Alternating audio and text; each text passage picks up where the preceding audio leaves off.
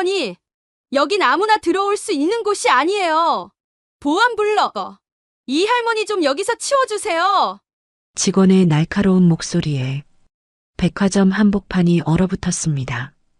낡은 점퍼와 헐렁한 바지 차림의 시어머니는 차가운 시선 속에 서 있었죠. 조롱 섞인 웃음소리, 수군거림하지만 그녀는 끝내 참고 있었습니다. 그 누구도 예상하지 못했습니다. 이 시어머니가 사실 이 백화점에 그 전에 잠깐 구독과 좋아요 부탁드리며 오늘의 이야기 속으로 함께 들어가 볼까요? 박금자는 오늘도 새벽 5시에 눈을 떴습니다. 60년이 넘는 세월 동안 몸에 밴 습관이죠. 침대에서 일어나 낡은 슬리퍼를 신고 부엌으로 향했는데 오늘은 뭔가 다른 예감이 들었어요. 마치 인생이 바뀔 만한 일이 일어날 것 같은 묘한 기분이었습니다. 오늘은 은지 얼굴이라도 봐야겠다. 금자는 혼잣말을 중얼거리며 물을 끓였습니다. 평생 시장 분식집에서 떡볶이와 김밥을 팔며 자식들을 키워낸 억척스러운 손이 여전히 바삐 움직였어요. 그런데 오늘따라 며느리 생각이 유난히 많이 났습니다. 어젯밤 꿈에서 은지가 울고 있는 모습을 봤거든요.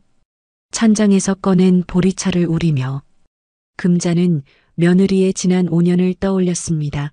정은지, 33의 나이에도 아직 계약직으로 고생하고 있는 며느리 아들 민수와 결혼할 때만 해도 그렇게 밝고 당당했는데 요즘에는 전화 목소리에서도 지친 기색이 역력했어요. 시어머님, 괜찮아요. 이번 평가만 잘 받으면 정규직 될 수 있어요. 항상 이렇게 말하는 은지였지만 금자의 귀에는 애써 밝게 꾸미는 목소리가 더 애절했습니다. 며느리가 백화점 명품관에서 얼마나 힘든 일을 당하고 있는지 금자는 6번째 감각으로 느끼고 있었어요. 거실로 나와 소파에 앉은 금자는 텔레비전을 켰습니다. 아침 뉴스에서는 요즘 젊은 층의 취업난에 대한 기사가 나오고 있었어요. 비정규직 차별 문제, 갑질 논란, 불공정한 평가 시스템 뉴스 속 이야기들이 모두 며느리의 현실 같아서 금자의 가슴이 먹먹해졌습니다. 아니야, 우리 은지는 괜찮을 거야. 스스로를 다독이려 했지만 불안감은 쉽게 가시지 않았어요. 특히 어제 아들 민수가 한 말이 계속 머릿속에 맴돌았습니다. 엄마, 은지가 이번에 정규직 전환 평가를 받는데요. 근데 워낙 경쟁이 치열하고 솔직히 걱정돼요. 요즘 백화점 분위기가 영 좋지 않다고 하더라고요. 민수의 목소리에는 걱정과 함께 무력감도 담겨 있었어요. 남편으로서 아내를 보호해주지 못하는 자책감 말이죠. 금자는 그런 아들의 마음도 충분히 이해했습니다. 하지만 동시에 며느리를 향한 모성애가 솟구쳤어요. 찻잔을 내려놓고 금자는 결심을 굳혔습니다. 오늘은 직접 백화점에 가서 며느리가 일하는 모습을 봐야겠다고 말이에요. 멀리서라도 지켜보며 응원해주고 싶었거든요. 혹시 힘든 일이 있으면 도와줄 수도 있을 테고요. 옷장을 열어보니 늘 입던 낡은 점퍼와 편한 바지들만 걸려 있었어요. 금자는 평생 화려한 옷에는 관심이 없었습니다. 분식집 일할 때도 늘 검은색이나 회색 옷만 입었거든요. 실용적이고 때 타지 않는 옷이 최고라고 생각했어요. 손때 묻은 검은색 점퍼를 꺼내 입으며 금자는 잠깐 망설였습니다. 혹시 너무 초라한 모습으로 가면 며느리한테 민폐가 되지 않을까 하는 생각이 들었거든요. 하지만 곧 고개를 저었어요. 내가 뭘 부끄러워해. 평생 정직하게 살아왔는데 20년 넘게 사용한 낡은 장바구니를 들고 현관으로 향했습니다. 거울에 비친 자신의 모습은 여느 동네 아주머니와 다를 바 없었어요. 하지만 그 눈빛만은 달랐습니다. 며느리를 향한 깊은 사랑과 보호 본능이 가득 담겨 있었거든요. 지하철역까지 가는 길에 금자는 여러 생각이 들었습니다. 혹시 며느리가 자신을 보고 부담스러워하면 어쩌나, 백화점 분위기에 어울리지 않으면 어쩌나 하지만 그런 걱정들을 모두 떨쳐버렸어요. 은지야, 시어머니가 오늘은 내 뒤에서 지켜줄게. 무슨 일이 있어도 내가 있으니까 걱정하지 마. 지하철을 타고 시내로 향하는 동안 금자의 마음은 복잡했습니다. 설렘과 걱정이 교차했어요. 며느리가 얼마나 열심히 일하는지 직접 보고 싶었지만 동시에 혹시 힘든 모습을 보게 될까봐 불안하기도 했습니다. 백화점 앞에 도착했을 때 금자는 잠깐 숨을 고르며 건물을 올려다봤어요.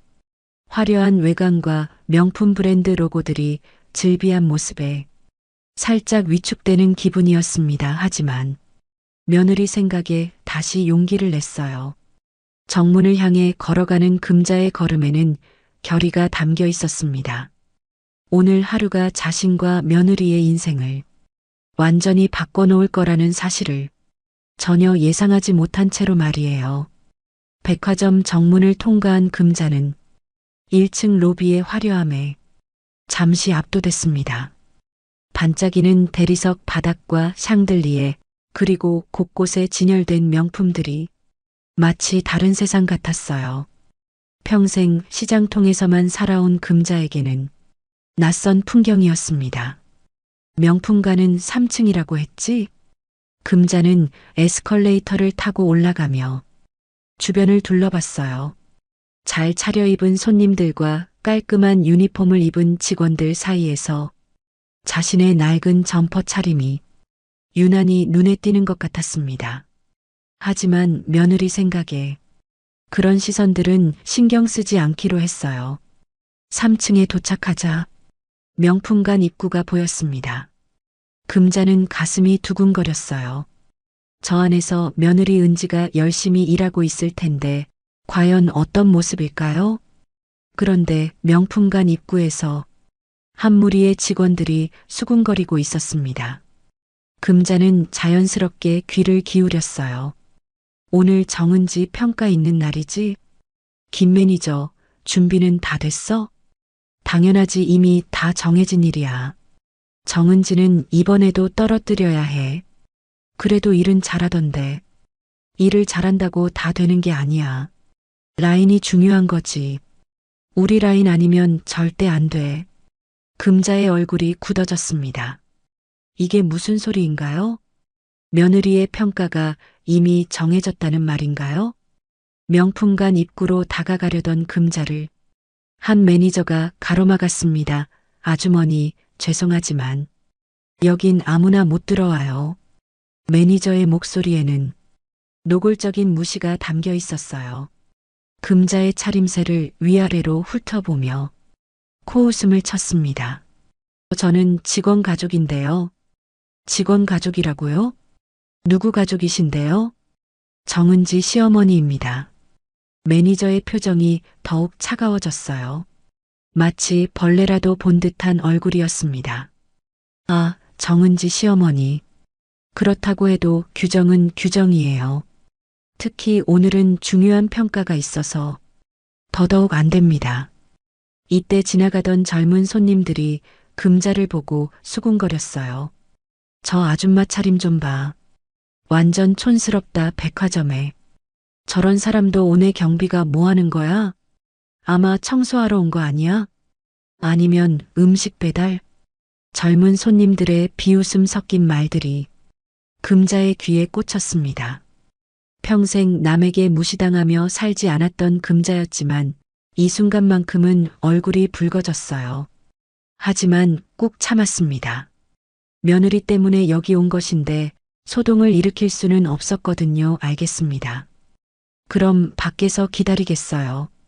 금자는 고개를 숙이며 물러났습니다.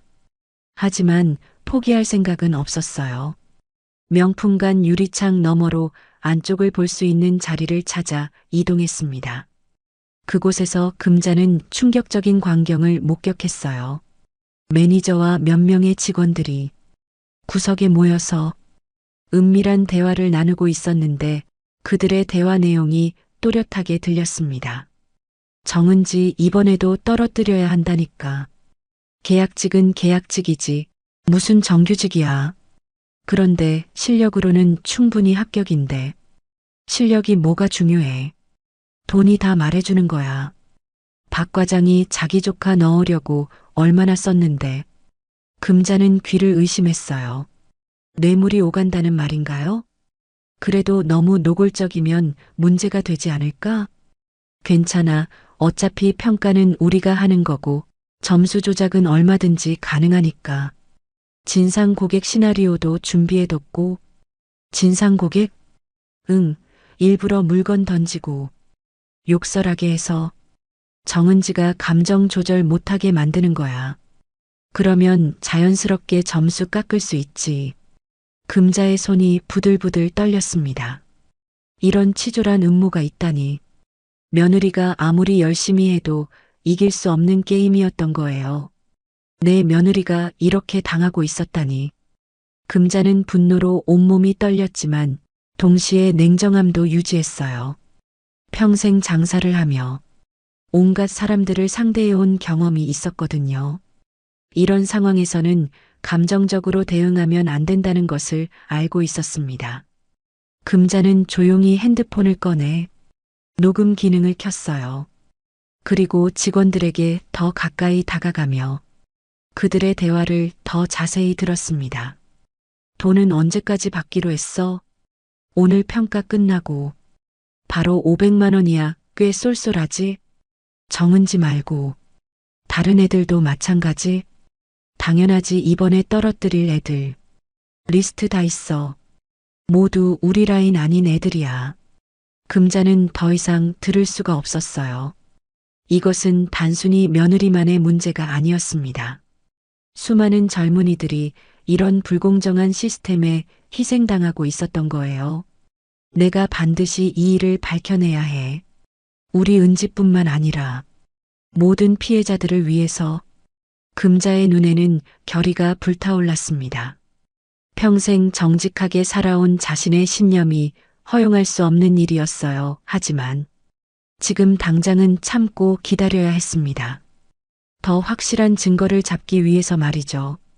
유리창 너머로 며느리 은지가 손님을 응대하는 모습이 보였어요. 환한 미소로 최선을 다하는 며느리의 모습에 금자의 가슴이 아팠습니다. 저렇게 열심히 하는데 이미 결과는 정해져 있다니. 은지야, 조금만 참아. 시어머니가 반드시 너를 지켜줄 테니까. 금자는 주먹을 꽉 쥐며 다짐했습니다. 오늘 이 일이 끝나기 전에 반드시 진실을 밝혀내겠다고 말이에요. 금자는 명품관 유리창 너머에서 계속 지켜보고 있었습니다.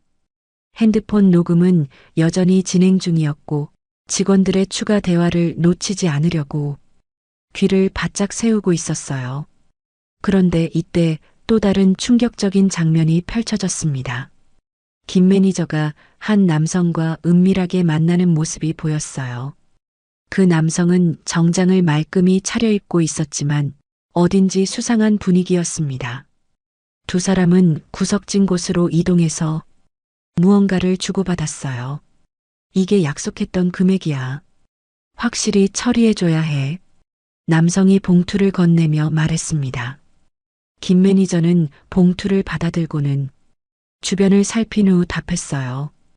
걱정 마세요. 박 과장님. 정은지는 물론이고 리스트에 있는 애들 전부 떨어뜨릴게요. 대신 조카분은 확실히 합격시켜드릴 테니까요. 그래, 우리 조카가 얼마나 이 자리를 원했는데. 그런데 혹시 문제될 만한 건 없겠지? 전혀요. 평가 시스템 자체를 우리가 조작하니까 아무도 모를 거예요. 특히 오늘 진상 고객 시나리오는 완벽해요. 금자는 이 대화를 모두 녹음하며 분노로 온몸이 떨렸습니다. 정말 뻔뻔하기 짝이 없었어요. 이런 식으로 공정한 평가를 망가뜨리고 있다니. 진상 고객이 누구야? 제가 섭외한 사람이에요. 연기도 곧잘하고요. 정은지가 감정 조절 못하게 최대한 자극할 거예요. 물건도 던지고 욕설도 하고 좋아. 그럼 확실하겠네. 그런데 다른 직원들은 모르지? 일부만 알고 있어요. 다 우리 편이니까. 걱정 마세요. 박 과장이라는 남성이 떠나고 김 매니저는 받은 봉투를 재킷 안주머니에 넣었어요. 그리고는 다른 직원들을 불러 모았습니다. 자, 이제 평가 시작한다. 모두 준비됐지? 네, 매니저님. 진상 고객도 대기 중이고요. 좋아. 그럼 정은지부터 시작하자. 오늘 반드시 떨어뜨려야 해. 알겠지? 직원들이 고개를 끄덕이며 각자 자리로 흩어졌어요. 금자는 이 모든 장면을 보며 가슴이 터질 것 같았습니다. 며느리가 얼마나 이 평가를 기대하고 있는데 이미 결과는 정해져 있다니. 명품관 안쪽에서 은지의 모습이 보였어요. 정성스럽게 진열대를 정리하고 손님들에게 밝은 미소로 인사하는 모습이 금자의 눈에 들어왔습니다. 5년 동안 계약직으로 일하면서도 꿋꿋하게 버텨온 며느리가 너무 대견했어요. 평가 대상자 정은지 씨, 준비되셨나요? 김 매니저의 목소리가 들렸습니다. 은지는 긴장한 기색을 애써 감추며 답했어요. 네, 준비됐습니다. 좋습니다. 그럼 고객 응대 평가를 시작하겠습니다. 평가위원들도 자리에 앉으세요. 몇 명의 평가위원들이 테이블에 앉았어요. 하지만 금자는 그들의 표정에서 이미 결과가 정해져 있다는 것을 느낄 수 있었습니다. 무표정하고 냉담한 얼굴들이었거든요. 그럼 첫 번째 고객을 모시겠습니다. 문이 열리고 한 중년 남성이 들어왔어요. 김 매니저가 섭외한 바로 그 진상 고객이었습니다. 겉보기에는 평범한 손님 같았지만 금자는 그의 눈빛에서 악의를 느꼈어요. 어서 오세요. 무엇을 도와드릴까요? 은지가 밝은 미소로 인사했습니다. 하지만 그 남성은 처음부터 험악한 표정을 지었어요. 아, 이 가방 좀 보여줘요. 네, 어떤 가방 말씀이신가요? 저기 위에 있는 거 빨리 안 가져와요? 은지는 당황했지만 침착하게 사다리를 가져와서 가방을 꺼냈어요. 그런데 그 남성은 가방을 받자마자 바닥에 던져버렸습니다. 이게 뭐야? 이런 걸 명품이라고 파는 거야? 죄송합니다. 어떤 부분이 마음에 안 드시는지. 마음에 안 든다고? 전체가 다 마음에 안 들어. 당신네 서비스도 엉망이고. 남성의 목소리가 점점 커졌어요. 주변 손님들이 모두 쳐다볼 정도였습니다. 은지는 얼굴이 빨갛게 달아올랐지만 참고 있었어요. 정말 죄송합니다. 다른 제품을 보여드릴까요? 다른 제품? 당신이 추천하는 게 다 이 모양일 텐데 뭘 봐요? 이때 남성이 진열대 위에 다른 제품들까지 건드리기 시작했어요. 일부러 떨어뜨리고 비싼 액세서리들을 함부로 다뤘습니다. 아, 조심해 주세요. 은지가 황급히 말렸지만 남성은 더욱 거칠게 굴었어요. 조심하라고? 내가 손님인데 조심하라고 해? 당신 지금 나한테 명령하는 거야? 아니에요. 그런 뜻이 아니라. 그런 뜻이 아니라고? 그럼 뭔 뜻이야? 당신 고객 응대 교육 제대로 받았어? 금자는 유리창 너머에서 이 광경을 보며 주먹을 꽉 쥐고 있었어요. 며느리가 부당한 대우를 받는 모습을 보는 것이 너무 괴로웠습니다. 당장 달려가서 그 남성을 혼내주고 싶었지만 더 큰 진실을 밝히기 위해 참았어요. 정말 죄송합니다. 제가 더 잘하겠습니다. 은지는 눈물이 맺히는 것을 애써 참으며 말했어요. 하지만 그 남성은 멈추지 않았습니다. 더 잘한다고? 이미 늦었어. 매니저 불러와요. 평가위원들은 무표정한 채로 이 모든 상황을 지켜보고 있었어요.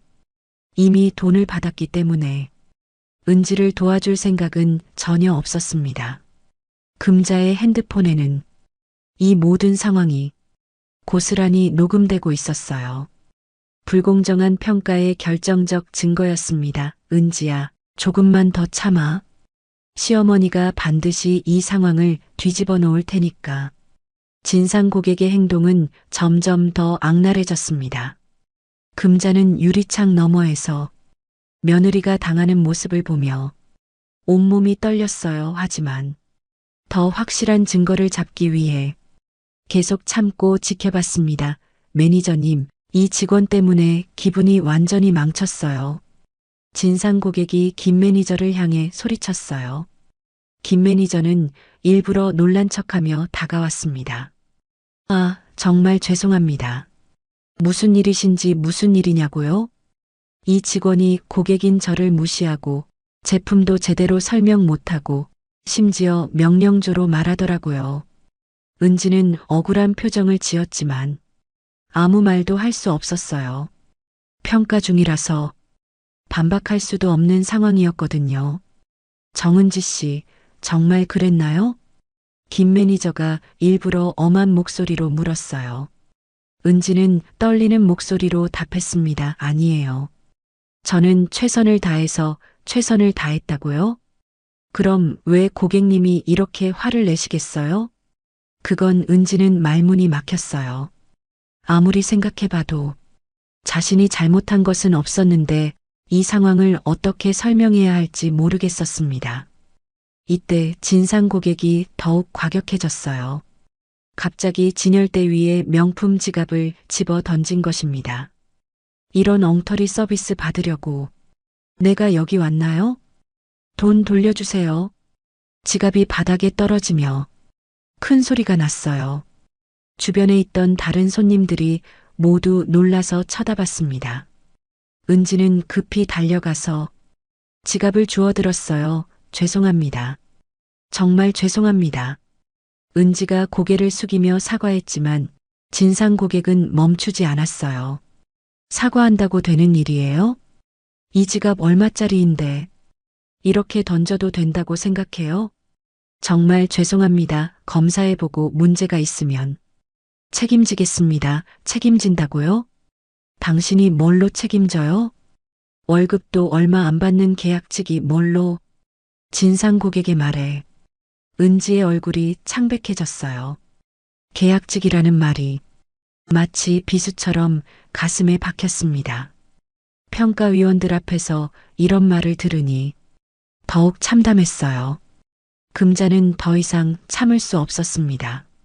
하지만 지금 나서면 며느리에게 더 큰 피해가 갈 수도 있다는 생각에 꼭 참았어요. 대신 핸드폰을 더 가까이 들고 모든 상황을 생생하게 녹음했습니다. 정은지 씨, 고객님께 제대로 사과드리세요. 김 매니저가 냉정하게 말했어요. 하지만 그의 목소리에는 이미 은지를 떨어뜨릴 생각만 가득했습니다. 정말 죄송합니다. 제가 부족했습니다. 은지가 90도로 허리를 굽혀 사과했어요. 하지만 진상 고객은 여전히 만족하지 않았습니다. 사과만으로 되겠어요? 이런 직원이 어떻게 정규직이 될 수 있다고 생각해요? 그 순간 평가위원 중 한 명이 메모하는 모습이 보였어요. 당연히 감점 사항을 적고 있는 것이었습니다. 이미 결과는 정해져 있었지만 형식적인 절차는 밟아야 했으니까요. 고객님, 진정하시고 다른 직원이 다시 응대해 드리겠습니다. 김 매니저가 상황을 마무리하려고 했어요. 하지만 진상 고객은 마지막 한 방을 더 날렸습니다. 다른 직원이요? 이런 엉터리 교육시키는 백화점에 다른 직원이라고 다르겠어요? 이 직원 당장 교육 다시 시키세요. 은지는 참았던 눈물이 터져 나올 것 같았어요. 하지만 평가 중이라서 울 수도 없었습니다. 그저 꾹 참고 서 있을 뿐이었어요. 네, 알겠습니다. 정은지 씨는 이제 들어가세요. 평가가 끝났다는 신호였어요.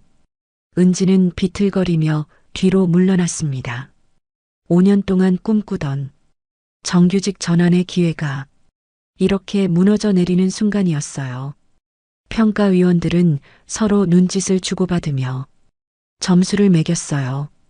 당연히 낮은 점수들 뿐이었습니다. 김 매니저가 미리 부탁해뒀으니까요. 다음 평가자 준비시켜주세요. 평가는 계속 이어졌어요. 하지만 금자의 눈에는 다른 지원자들도 비슷한 처우를 받는 것이 보였습니다. 김 매니저의 라인이 아닌 사람들은 모두 같은 방식으로 떨어뜨리고 있었어요. 한 지원자는 일부러 까다로운 질문을 받았고 다른 지원자는 아예 답할 시간도 충분히 주지 않았어요. 반면에 김 매니저의 라인인 사람들은 쉬운 질문만 받고 실수를 해도 관대하게 넘어갔습니다. 완전히 조작된 평가 내 금자는 이 모든 상황을 보며 분노가 치밀어 올랐어요. 이것은 단순한 불공정을 넘어서 명백한 부정행위였습니다. 특히 박 과장의 조카라는 여직원의 평가는 가관이었어요.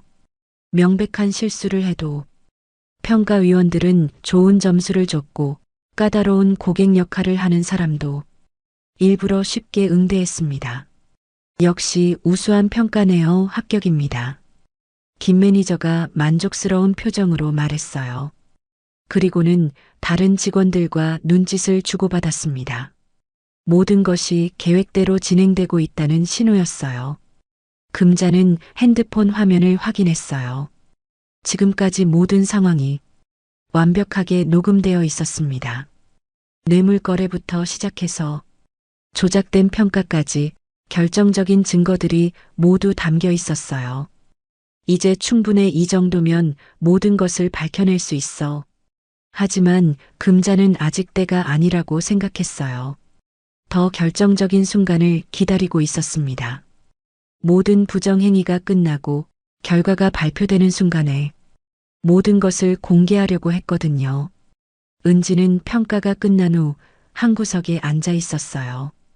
패배감과 절망감이 얼굴에 가득했습니다. 자신이 최선을 다했지만 결과는 뻔했거든요. 은지야, 조금만 더 참아. 시어머니가 반드시 너를 구해줄 테니까. 금자는 마음속으로 며느리에게 말했어요. 이제 곧 모든 것이 뒤바뀔 시간이 다가오고 있었습니다. 평가가 모두 끝나고 오후 3시가 지났을 때였습니다. 금자는 여전히 명품관 밖에서 상황을 지켜보고 있었어요. 며느리 은지는 한 구석에 앉아 결과를 기다리고 있었고 김 매니저와 직원들은 만족스러운 표정으로 뒷정리를 하고 있었습니다. 그때 갑자기 백화점 전체에 경고음이 울렸어요. 삐, 삐, 삐. 동시에 모든 조명이 꺼지면서 백화점 전체가 암흑에 잠겼습니다. 정전이었어요. 비상등마저 켜지지 않는 완전한 정전이었습니다. 뭐야? 정전이야. 어떻게 된 거야? 명품관 안에서 비명소리와 당황하는 목소리들이 터져나왔어요. 손님들은 공포에 질려 소리를 지르기 시작했고 아이들이 울음을 터뜨렸습니다. 특히 문제는 에스컬레이터가 멈춰서면서 일부 고객들이 넘어졌다는 것이었어요. 한 할머니가 계단에서 미끄러져 넘어지셨고 어린아이 하나도 놀라서 넘어져 무릎을 다쳤습니다. 도와주세요. 할머니가 넘어지셨어요. 아이가 다쳤어요. 하지만 백화점 직원들은 완전히 당황해서 어떻게 해야 할지 몰라 했어요. 특히 김 매니저와 명품관 직원들은 매뉴얼도 제대로 모르고 있었습니다. 어떻게 하지? 비상등은 어디서 켜는 거야? 모르겠어요.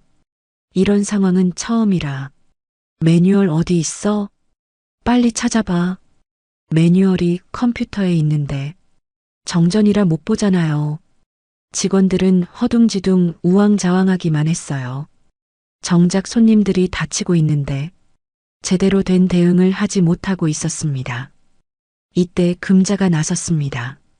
비상등 스위치는 북쪽 벽 쪽에 있어요. 갑자기 들려온 금자의 목소리에 모든 사람이 놀랐어요.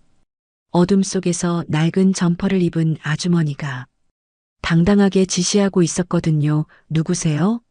어떻게 아세요? 김 매니저가 당황하며 물었어요. 하지만 금자는 이미 비상등 스위치를 찾아 불을 켰습니다. 명품관 안이 희미하게 밝아졌어요. 수동 개방 레버는 에스컬레이터 아래쪽에 있어요. 빨리 문 열어서 사람들 대피시켜야 해요. 금자의 정확한 지시에 직원들이 움직이기 시작했어요. 하지만 여전히 갈팡질팡하고 있었습니다. 저 아주머니 대체 누구야? 어떻게 이런 걸 다 알지? 손님들도 신기해했어요. 평범한 동네 아주머니가 이런 비상 상황에서 전문가처럼 행동하고 있었거든요. 금자는 직접 다친 할머니에게 다가갔어요. 할머니, 괜찮으세요? 어디가 아프신가요? 허리가 아파요. 일단 움직이지 마세요. 119 불러야 해요. 금자가 직원들에게 소리쳤지만 그들은 여전히 당황해서 제대로 된 조치를 취하지 못하고 있었어요. 이때 가장 감동적인 장면이 펼쳐졌습니다. 며느리 은지가 무거운 할머니를 등에 업고 안전한 곳으로 대피시키고 있었던 거예요. 할머니, 제가 모셔다 드릴게요. 은지는 자신도 충격을 받은 상황인데도 다른 사람을 먼저 챙기고 있었어요. 평가에서 떨어진 것 같은 절망감에도 불구하고 사람을 구하는 것을 우선으로 생각했습니다. 아이고, 고마워요. 정말 고마워요. 할머니를 업은 은지의 모습을 본 금자는 눈시울이 젖었어요. 며느리의 착한 마음씨가 이런 상황에서 더욱 빛나 보였거든요. 우리 은지 정말 착한 아이구나. 은지는 할머니를 안전한 곳에 모신 후에도 다친 아이를 돌보고 다른 손님들을 진정시켰어요.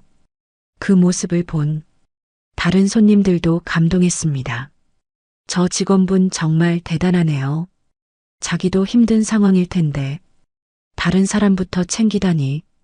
저런 직원이 진짜 프로페셔널이죠. 반면에 김 매니저와 다른 직원들은 여전히 갈팡질팡하고 있었어요.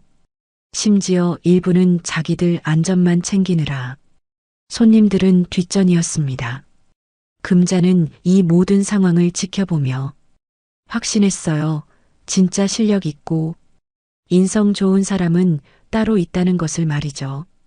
평가에서 좋은 점수를 받은 사람들은 정작 이런 위기 상황에서는 아무 쓸모가 없었어요. 비상구는 저쪽이에요. 질서 지켜서 대피하세요. 금자가 계속 상황을 지휘했어요. 오랜 상업 경험과 위기 대처 능력이 빛을 발했습니다. 사실 금자는 평생 장사를 하면서 온갖 돌발 상황을 겪어봤거든요. 저 아주머니 진짜 대단하다. 직원보다 더 잘하네요. 대체 정체가 뭐지? 손님들의 수군거림이 들렸어요. 하지만 금자는 신경 쓰지 않았습니다. 지금은 사람들의 안전이 최우선이었거든요. 30분 정도 지나서 전기가 복구되기 시작했어요. 조명이 하나둘 켜지면서 백화점 안이 다시 밝아졌습니다. 전기 들어왔다. 다행이다. 사람들이 안도의 한숨을 쉬었어요. 하지만 이제 진짜 드라마가 시작될 시간이었습니다. 복도 끝에서 급한 발걸음 소리가 들렸어요. 백화점 사장이 헐레벌떡 뛰어오고 있었습니다. 정전 사고 때문에 급히 온 것이었어요. 어떻게 된 거야? 다친 사람은 없고? 사장이 숨을 헐떡이며 물었어요. 그런데 명품관 앞에 서 있는 낡은 점퍼 차림의 금자를 보는 순간 사장의 얼굴이 하얗게 질렸습니다. 사장은 믿을 수 없다는 표정으로 금자를 바라봤어요. 그리고는 다리가 풀려서 주저앉을 뻔했습니다. 저분이 사장의 입에서 떨리는 목소리가 나왔어요. 주변 사람들은 모두 궁금해했습니다. 대체 저 평범한 아주머니가 누구기에 사장이 저런 반응을 보이는 걸까요? 금자는 사장을 보며 조용히 미소를 지었어요. 이제 진실이 밝혀질 시간이 다가오고 있었습니다. 백화점 사장은 금자를 보자마자 얼굴이 창백해졌습니다. 주변에 있던 김 매니저와 직원들, 그리고 손님들은 모두 이상한 분위기를 느꼈어요. 평범한 동네 아주머니를 보고 왜 사장이 저런 반응을 보이는 걸까요? 사장은 몇 걸음 뒤로 물러서며 떨리는 목소리로 말했어요. 혹시 박금자 회장님이신가요? 그 말에 현장이 순식간에 조용해졌습니다. 회장님이라고요? 저 낡은 점퍼를 입은 아주머니가 회장님이라는 말인가요?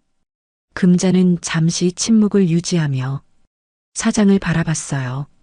그리고는 천천히 고개를 끄덕였습니다. 맞습니다. 그 순간 사장은 무릎을 꿇었어요. 정말로 바닥에 무릎을 꿇고 절을 했습니다. 회장님, 정말 죄송합니다. 제가 몰라 배웠습니다. 주변 사람들은 모두 충격에 빠졌어요. 특히 김 매니저는 얼굴이 하얗게 질렸습니다. 자신이 문전박대했던 그 아주머니가 회장님이라고요? 회장님이라고 하셨나요? 한 손님이 믿을 수 없다는 표정으로 물었어요. 사장은 떨리는 목소리로 답했습니다. 네, 이분이 바로 우리 백화점이 들어선 이 건물의 실소유주이신 박금자 회장님입니다. 그제서야 모든 사람들이 상황을 이해하기 시작했어요. 금자는 평생 시장에서 분식집을 운영하며 모은 돈으로 이 땅을 샀던 것입니다. 당시에는 허허벌판이었는데 도시 개발로 인해 이곳에 거대한 백화점이 들어서게 되었거든요. 아, 그럼 이 아주머니가 건물 주셨구나. 대박, 진짜 숨은 부자셨네. 손님들이 수군거렸지만 금자는 여전히 담담한 표정이었어요. 오히려 김 매니저를 향해 날카로운 시선을 보냈습니다. 김 매니저는 이제서야 자신이 얼마나 큰 실수를 했는지 깨달았어요. 건물 소유주를 문전박대했을 뿐만 아니라 그분의 며느리까지 부당하게 대했던 것입니다. 회장님, 저는 정말 몰랐습니다. 김 매니저가 떨리는 목소리로 말했지만 금자는 차가운 표정을 유지했어요. 몰랐다고요? 그럼 이제는 알았으니까 제대로 얘기해 봅시다. 금자는 핸드폰을 꺼냈어요. 그리고는 녹음 파일을 재생하기 시작했습니다. 정은지, 이번에도 떨어뜨려야 한다니까.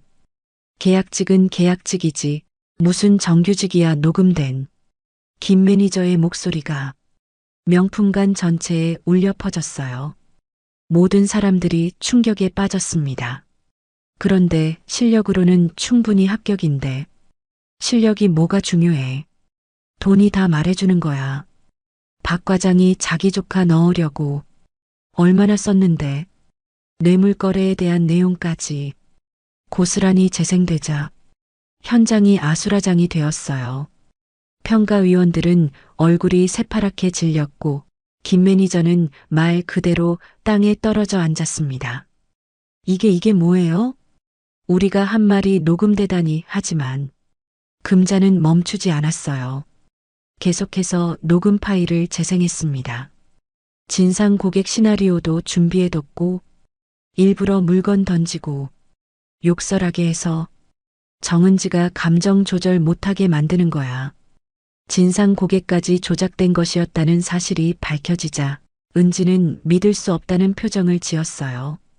자신이 당했던 모든 일들이 조작된 것이었다니. 정말 이런 일이? 은지의 목소리에는 분노와 절망이 섞여 있었어요. 5년 동안 열심히 일했는데 결국 공정한 기회조차 주어지지 않았던 것입니다. 금자는 녹음을 멈추고 김 매니저를 똑바로 바라봤어요. 내 며느리뿐만 아니라 수많은 젊은이들이 이렇게 짓밟혔습니다. 이게 당신들이 말하는 공정한 평가인가요? 김 매니저와 평가위원들은 아무 말도 할 수 없었어요. 완벽한 증거 앞에서 변명할 여지가 없었거든요. 회장님, 정말 죄송합니다. 제가 잘못했습니다. 김 매니저가 바닥에 엎드려 빌기 시작했어요. 하지만 금자의 표정은 조금도 누그러지지 않았습니다. 내게 빌지 마세요. 당신들이 짓밟은 아이들에게 빌어야 하는 거 아닌가요? 금자의 말에 다른 지원자들도 눈물을 흘렸어요. 자신들이 당했던 불공정한 대우가 모두 조작된 것이었다는 사실을 알게 되었거든요. 백화점 사장은 황급히 상황을 수습하려고 했어요. 회장님, 이 일은 제가 책임지겠습니다. 즉시 모든 관련자들을 조치하고 좋지요? 어떤 조치를 하실 건가요? 금자의 날카로운 질문에 사장은 머뭇거렸어요. 하지만 금자는 이미 결심을 굳혔습니다. 김 매니저와 관련된 모든 직원들은 즉시 해고하세요. 그리고 이 일을 검찰에 고발하겠습니다. 회장님, 그건 너무하다고요? 젊은이들의 꿈을 짓밟은 게 너무한 거지. 이 정도 처벌은 당연한 거 아닌가요? 금자의 단호한 목소리에 아무도 반박할 수 없었어요. 특히 주변에 있던 손님들과 다른 직원들까지 모두 고개를 끄덕였습니다. 회장님 말씀이 맞아요. 이런 부정은 반드시 처벌받아야 해요. 젊은이들이 얼마나 힘든데 이런 식으로 희롱하다니. 여론도 완전히 금자 편이었어요. 김 매니저와 평가위원들은 더 이상 버틸 수 없었습니다. 죄송합니다. 정말 죄송합니다. 하지만 이미 늦었어요. 금자는 이 모든 증거를 언론에도 제공할 계획이었습니다. 이런 일이 다시는 일어나지 않도록 말이죠. 은지야, 이제 알겠지? 내가 떨어진 게 내 실력 부족 때문이 아니었어. 금자가 며느리를 향해 따뜻한 시선을 보냈어요.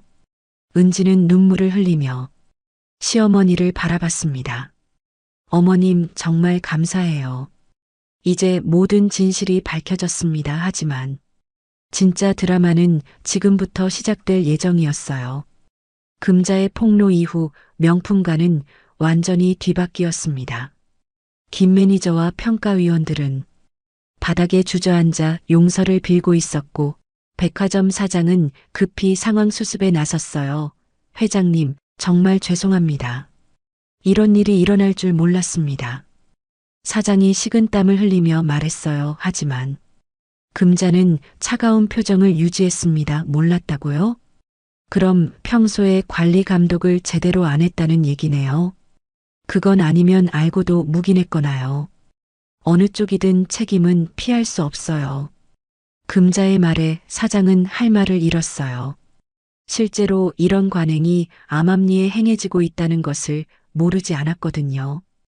이때 김 매니저가 마지막 발악을 시작했어요. 회장님, 저만 나쁜 게 아니에요. 다른 부서도 다 이런 식으로 해요. 저만 처벌받는 건 억울해요. 하지만 이 말은 오히려 독이 되었어요. 문제가 김 매니저만의 일이 아니라 조직 전체의 문제라는 것을 스스로 인정한 꼴이었거든요. 그렇군요. 그럼 전면적인 조사가 필요하겠네요. 금자는 더욱 단호해졌어요. 이 문제를 뿌리 뜯어야겠다고 다짐했습니다. 평가위원 중 한 명이 울면서 나섰어요. 회장님, 저희도 어쩔 수 없었어요. 상부 지시였고 거부하면 저희가 잘릴 수도 있었거든요.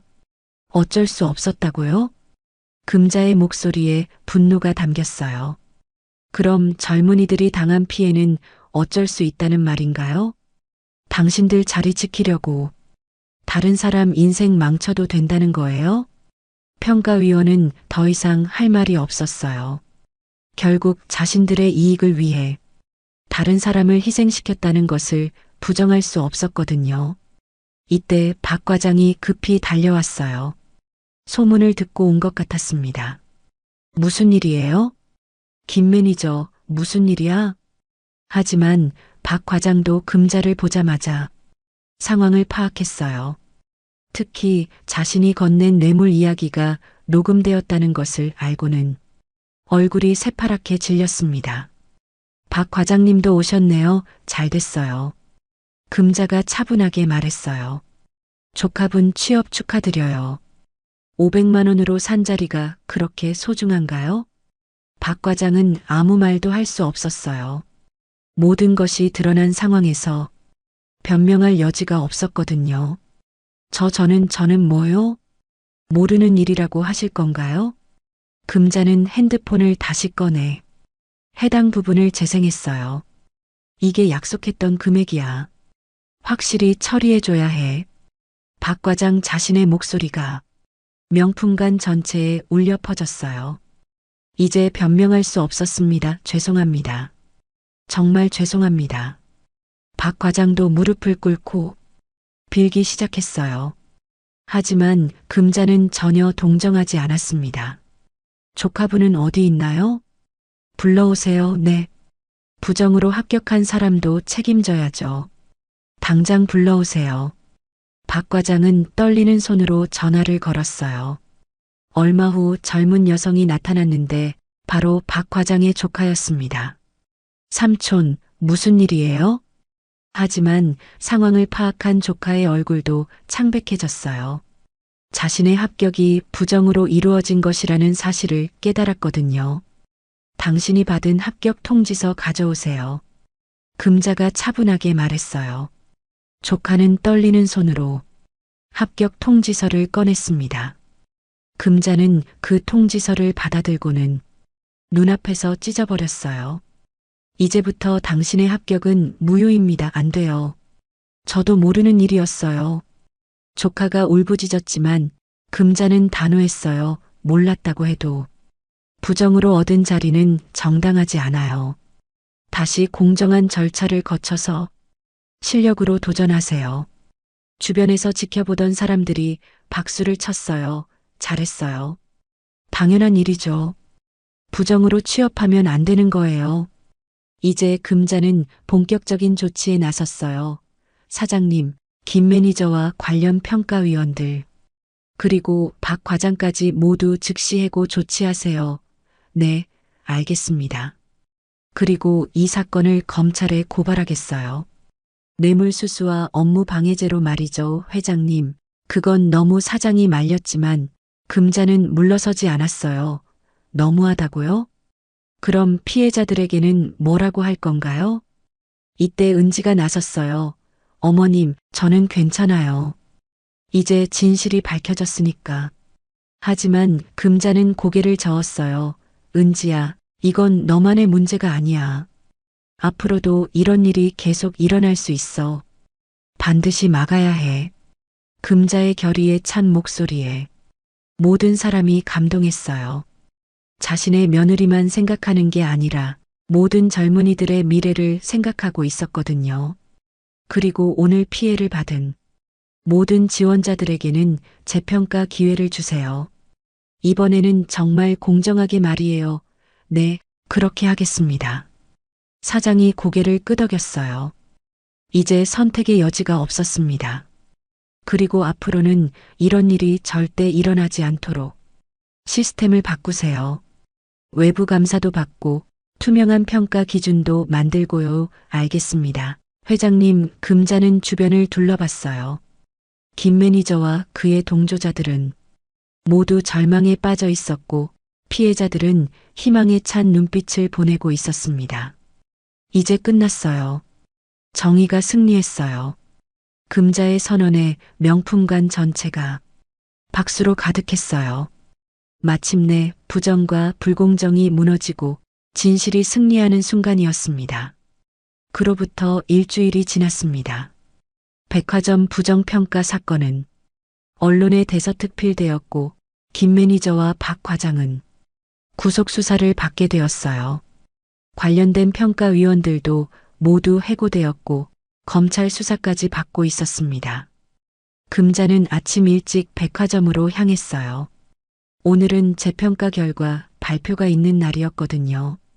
이번에는 화려한 옷 대신 단정한 정장을 입었지만 여전히 소박한 모습이었습니다. 백화점에 도착하니 많은 기자들이 몰려 있었어요.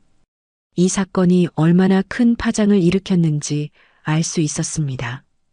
박금자 회장님, 한 말씀 부탁드립니다. 이번 사건을 계기로 어떤 변화를 기대하시나요? 기자들의 질문이 쏟아졌지만 금자는 조용히 고개만 끄덕이며 지나갔어요. 오늘의 주인공은 자신이 아니라 며느리와 다른 지원자들이었거든요. 명품관에 도착하니 완전히 달라진 분위기였어요. 새로 부임한 매니저와 직원들이 정중하게 인사했고 평가 시스템도 완전히 바뀌어 있었습니다. 회장님, 어서 오세요. 새 매니저가 공손하게 인사했어요. 금자는 만족스러운 표정으로 주변을 둘러봤습니다. 재평가는 공정하게 진행됐나요? 네, 외부 감사관까지 참여해서 완전히 투명하게 진행했습니다. 좋네요. 결과는 언제 발표하나요? 지금 곧 발표할 예정입니다. 이때 은지가 다른 지원자들과 함께 들어왔어요. 일주일 전과는 달리 자신감이 넘치는 모습이었습니다. 부당한 대우가 아니라는 것을 알고 나니 당당해졌거든요. 어머님. 은지가 시어머니를 보고 달려왔어요. 금자는 며느리를 따뜻하게 맞아주었습니다. 은지야, 긴장되지? 아니에요. 이번에는 정말 공정한 평가였으니까. 결과가 어떻든 후회 없어요. 은지의 당당한 대답에 금자는 뿌듯해했어요. 며느리가 이렇게 성장한 모습을 보니 감동이었습니다. 자, 그럼 재평가 결과를 발표하겠습니다.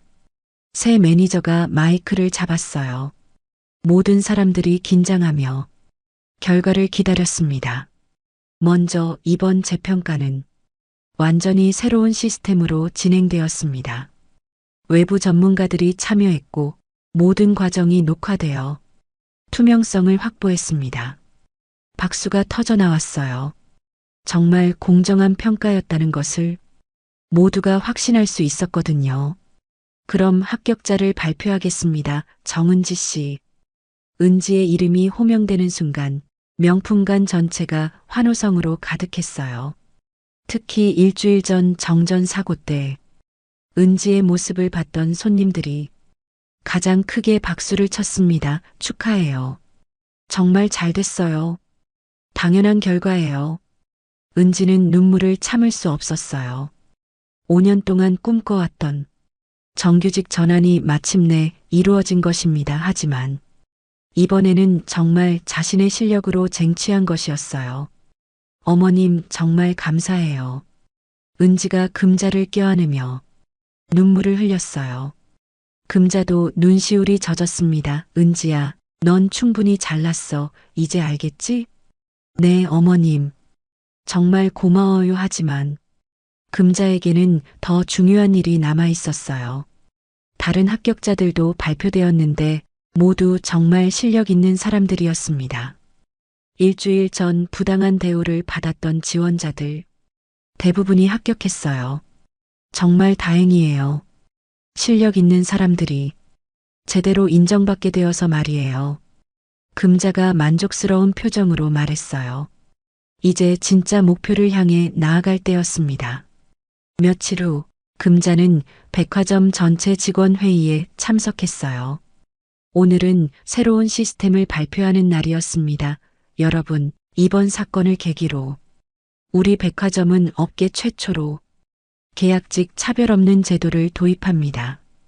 금자의 발표에 모든 직원들이 놀랐어요. 계약직과 정규직의 차별을 완전히 없애겠다는 것이었거든요. 앞으로는 계약직이라는 이유로 승진에서 차별받거나 교육 기회에서 소외되는 일은 없을 것입니다. 박수가 터져 나왔어요. 특히 계약직 직원들은 눈물을 흘리며 박수를 쳤습니다. 그리고 모든 평가는 투명하게 공개되며 외부 감시 기구도 운영할 예정입니다. 금자는 단상에서 내려와 직원들 사이로 걸어갔어요. 여러분, 기억하세요. 돈이 있어도 직함이 높아도 사람을 차별하면 안 됩니다. 진짜 서비스는 진심에서 나오는 거예요. 직원들이 모두 고개를 끄덕였어요. 금자의 말이 가슴 깊이 와 닿았거든요. 그리고 가장 중요한 것은 공정함입니다. 실력 있는 사람이 제대로 인정받는 회사가 되어야 해요. 회의가 끝난 후 금자와 은지는 함께 백화점을 나섰어요. 바뀐 분위기가 온몸으로 느껴졌습니다. 직원들의 표정이 밝아졌고 손님들을 대하는 태도도 더욱 진심 어린 모습이었어요. 어머님, 정말 대단하세요. 이렇게 큰 변화를 만들어내시다니, 은지야, 이제 시작이야. 우리가 만든 변화가 다른 곳에도 퍼져나가야 해. 금자는 멀리 보고 있었어요. 이 한 건의 사건으로 끝나는 게 아니라 사회 전체의 변화를 이끌어내고 싶었거든요. 차별 없는 세상, 공정한 세상 말이에요. 네, 어머님. 저도 이제 정규직이 되었으니까 후배들이 차별받지 않도록 도와줄게요. 시어머니와 며느리는 손을 맞잡고 백화점을 걸어 나갔어요. 석양이 그들의 뒷모습을 따뜻하게 감싸고 있었습니다. 며칠 후 뉴스에서는 다른 회사들도 유사한 제도를 도입한다는 소식이 나왔어요. 금자가 시작한 변화가 정말로 사회 전체로 퍼져나가고 있었던 것입니다. 금자는 집에서 뉴스를 보며 미소를 지었어요. 평생 분식집에서 떡볶이를 팔았던 자신이 이렇게 큰 변화를 만들어낼 줄은 몰랐습니다. 이제 정말 좋은 세상이 될 거야. 창문 너머로 보이는 하늘이 유난히 맑았어요. 차별과 불공정이 사라진 새로운 세상을 향한 희망이 그 하늘만큼이나 밝게 빛나고 있었습니다. 오늘도 함께 해주셔서 감사합니다. 달빛인 생사연은 가족 이야기, 노후 드라마, 감동 오디오북을 통해 여러분의 마음에 작은 위로와 공감을 전하고 있습니다. 앞으로도 더 많은 인생 사연과 감동 이야기를 함께 하시려면 구독과 좋아요, 알림 설정 꼭 부탁드립니다. 야, 내 복근 좀 보여봐! 너 진짜 운동선수 맞아? 한국 애들은 약하잖아! 비웃음 속에 모욕당하던 한국 유학생. 그러나 그 순간 반전이 시작됐습니다. 국가대표 유도선수, 5개 언어를 자유롭게 구사하는 천재의 정체가 밝혀진 거죠. 여러분, 과연 그가 보여준 진짜 힘은 무엇이었을까요? 이야기 시작 전에 구독과 좋아요, 알림 설정 부탁드립니다. 감동과 반전 가득한 사연들을 누구보다 빠르게 만나실 수 있으며 지금 듣고 계신 장소를 댓글로 남겨주시면 제가 반갑게 인사드리겠습니다. 오늘의 이야기 속으로 함께 들어가 볼까요? 뉴저지의 차가운 아침 공기가 얼굴을 스치며 지나갔습니다. 이준호는 새로운 학교 건물 앞에 서서 깊게 숨을 들이마셨습니다. 한국에서 미국으로 이주한 지 이제 겨우 한 달, 17살 소년에게는 모든 것이 낯설고 버거웠습니다. 준호야, 늦지 말고 들어가. 어머니 박영희가 운전석에서 걱정스러운 목소리로 말했습니다. 새벽부터 한식당 준비를 위해 나가야 하는 어머니의 얼굴에는 피로가 역력했지만 아들을 향한 사랑만큼은 변함없었습니다. 낡은 중고차 안에서 나오는 김치찌개 냄새가 준호의 코끝을 스쳤습니다. 한국의 향기였습니다. 걱정하지 마세요, 엄마. 잘 해낼게요. 준호가 작은 미소를 지으며 대답했습니다. 하지만 마음 한편으로는 불안함이 밀려왔습니다. 한국에서는 유도 국가대표로 인정받으며 당당하게 살아왔는데 이곳에서는 그저 아시아에서 온 전학생일 뿐이었습니다. 학교 복도를 걸어가며 준호는 주변을 둘러보았습니다. 키 큰 금발 학생들 사이에서 자신의 모습이 얼마나 작게 보일지 상상이 되었습니다. 하지만 준호에게는 남들이 모르는 비밀이 있었습니다. 바로 매일 새벽 5시부터 시작되는 혹독한 훈련 루틴과 전국대회에서 연속으로 금메달을 휩쓸었던 경력이었습니다. 교실 문을 열고 들어서자 수십 개의 시선이 일제히 준호를 향했습니다. 속삭이는 소리들이 여기저기서 들려왔습니다. 또 아시아애네, 말도 제대로 못할 것 같은데 키도 별로 크지 않잖아. 준호는 이런 시선들에 익숙해져야 한다고 스스로에게 다짐했습니다. 담임교사인 존슨 선생님이 준호를 소개했습니다. 여러분, 한국에서 온 새로운 친구 이준호입니다. 모두 친절하게 대해주세요. 안녕하세요. 잘 부탁드립니다. 준호가 어색한 영어로 인사했습니다. 발음이 완벽하지 않다는 걸 스스로도 알고 있었습니다. 몇몇 학생들이 작게 웃는 소리가 들렸습니다. 그 중에서도 특히 뒷자리에 앉은 키 큰 금발 소년의 비웃음 소리가 유독 크게 들렸습니다. 그 소년이 바로 잭슨 밀러였습니다. 학교 풋볼팀의 주장이자 온 학교 여학생들의 인기를 독차지하고 있는 18세 소년이었습니다. 잭슨의 옆에는 앨리슨이 앉아 있었습니다. 금발에 파란 눈을 가진 완벽한 미모의 소유자로 학교의 퀸카로 불리는 17세 소녀였습니다. 수업이 진행되는 동안 준호는 최대한 집중하려고 노력했습니다. 하지만 영어로 진행되는 수업 내용을 완전히 이해하기는 어려웠습니다. 특히 선생님이 빠르게 말할 때는 더욱 그랬습니다. 준호는 공책에 열심히 필기를 하며 모르는 단어들을 따로 메모했습니다. 점심시간이 되자 준호는 혼자 구석자리에 앉아 어머니가 싸준 도시락을 꺼냈습니다. 김치와 불고기가 들어간 한국 음식을 보며 잠시 고향이 그리웠습니다. 다른 학생들은 햄버거나 샐러드를 먹고 있는데 준호의 도시락에서는 김치의 매콤한 냄새가 퍼져나갔습니다. 우엑, 뭔 냄새야? 누군가가 코를 막으며 말했습니다. 준호는 얼굴이 빨갛게 달아올랐습니다. 김치는 한국인들에게는 소울푸드였지만 이곳에서는 이상한 음식 취급을 받고 있었습니다. 아버지 이철수는 전직 군인 출신으로 미국에서 경비원으로 일하고 있었습니다. 한국에서는 특전사 부대장까지 지낸 엘리트 군인이었지만 이곳에서는 단순한 경비원일 뿐이었습니다.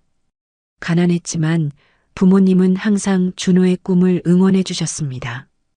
유도를 통해 세계를 무대로 활동하고 싶다는 준호의 꿈을 위해 온 가족이 미국행을 결심했던 것입니다. 더 나은 훈련 환경과 교육 기회를 찾아서 말이죠. 하지만 현실은 생각보다 훨씬 힘들었습니다. 매달 집세와 생활비를 마련하는 것도 빠듯했고 준호의 유도 훈련비까지 감당하기는 더욱 어려웠습니다. 그래도 준호는 포기하지 않았습니다. 매일 새벽 5시에 일어나 근처 공원에서 달리기를 하고 집에서 혼자 유도 기본기를 연습했습니다.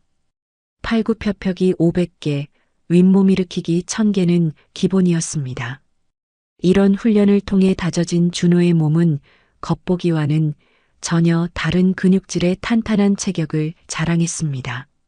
하지만 느슨한 교복 때문에 그 누구도 준호의 진짜 모습을 알 수 없었습니다.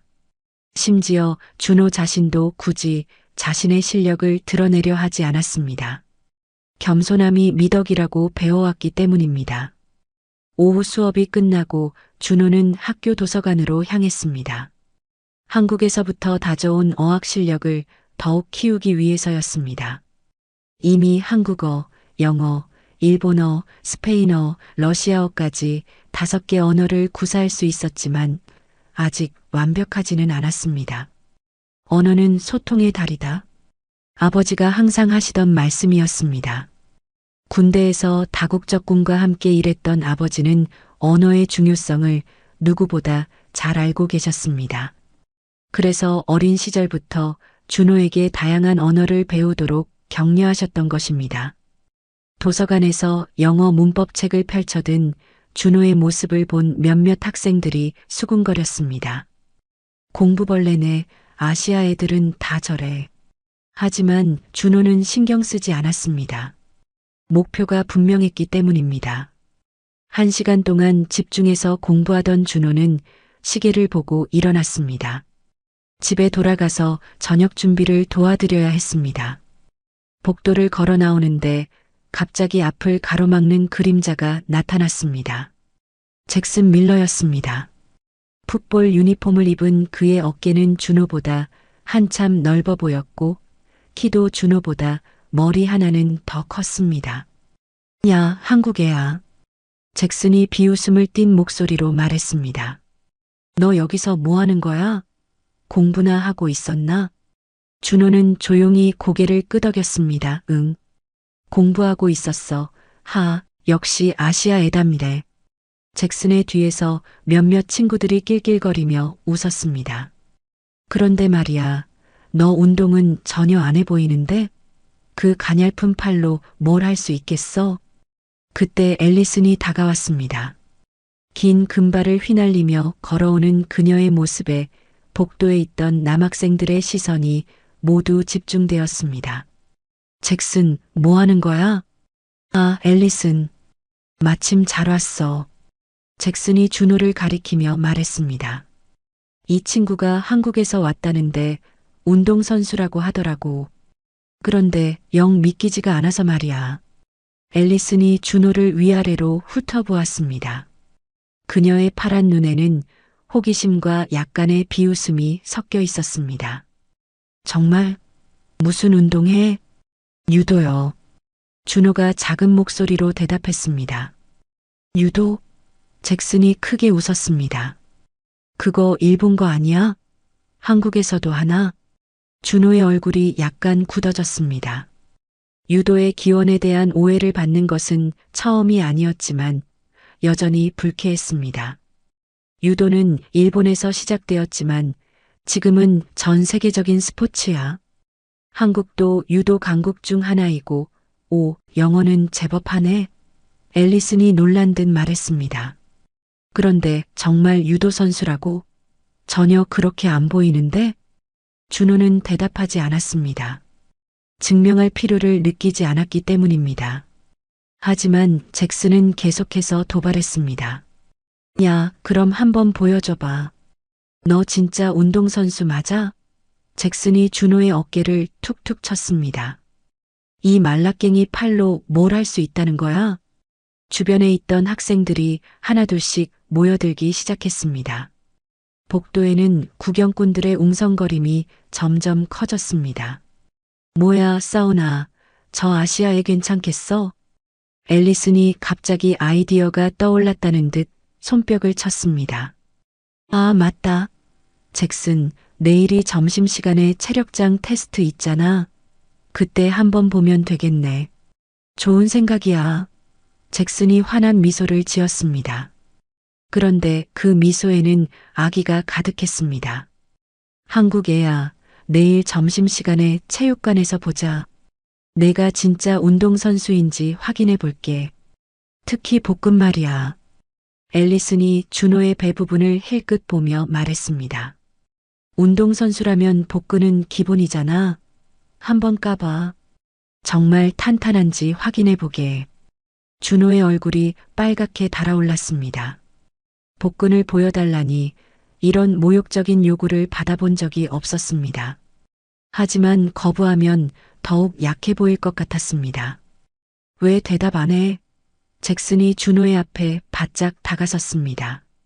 설마 부끄러운 거야? 아니면 정말 복근이 없나? 근육도 없을 것 같은데 복근 까봐. 잭슨이 큰 소리로 말했습니다. 복도에 있던 학생들이 모두 웃기 시작했습니다. 그래, 내가 운동선수라면서 증명해봐. 앨리슨도 거들었습니다. 내일 점심시간에 체육관에서 보자고. 복근 자랑 좀 해봐.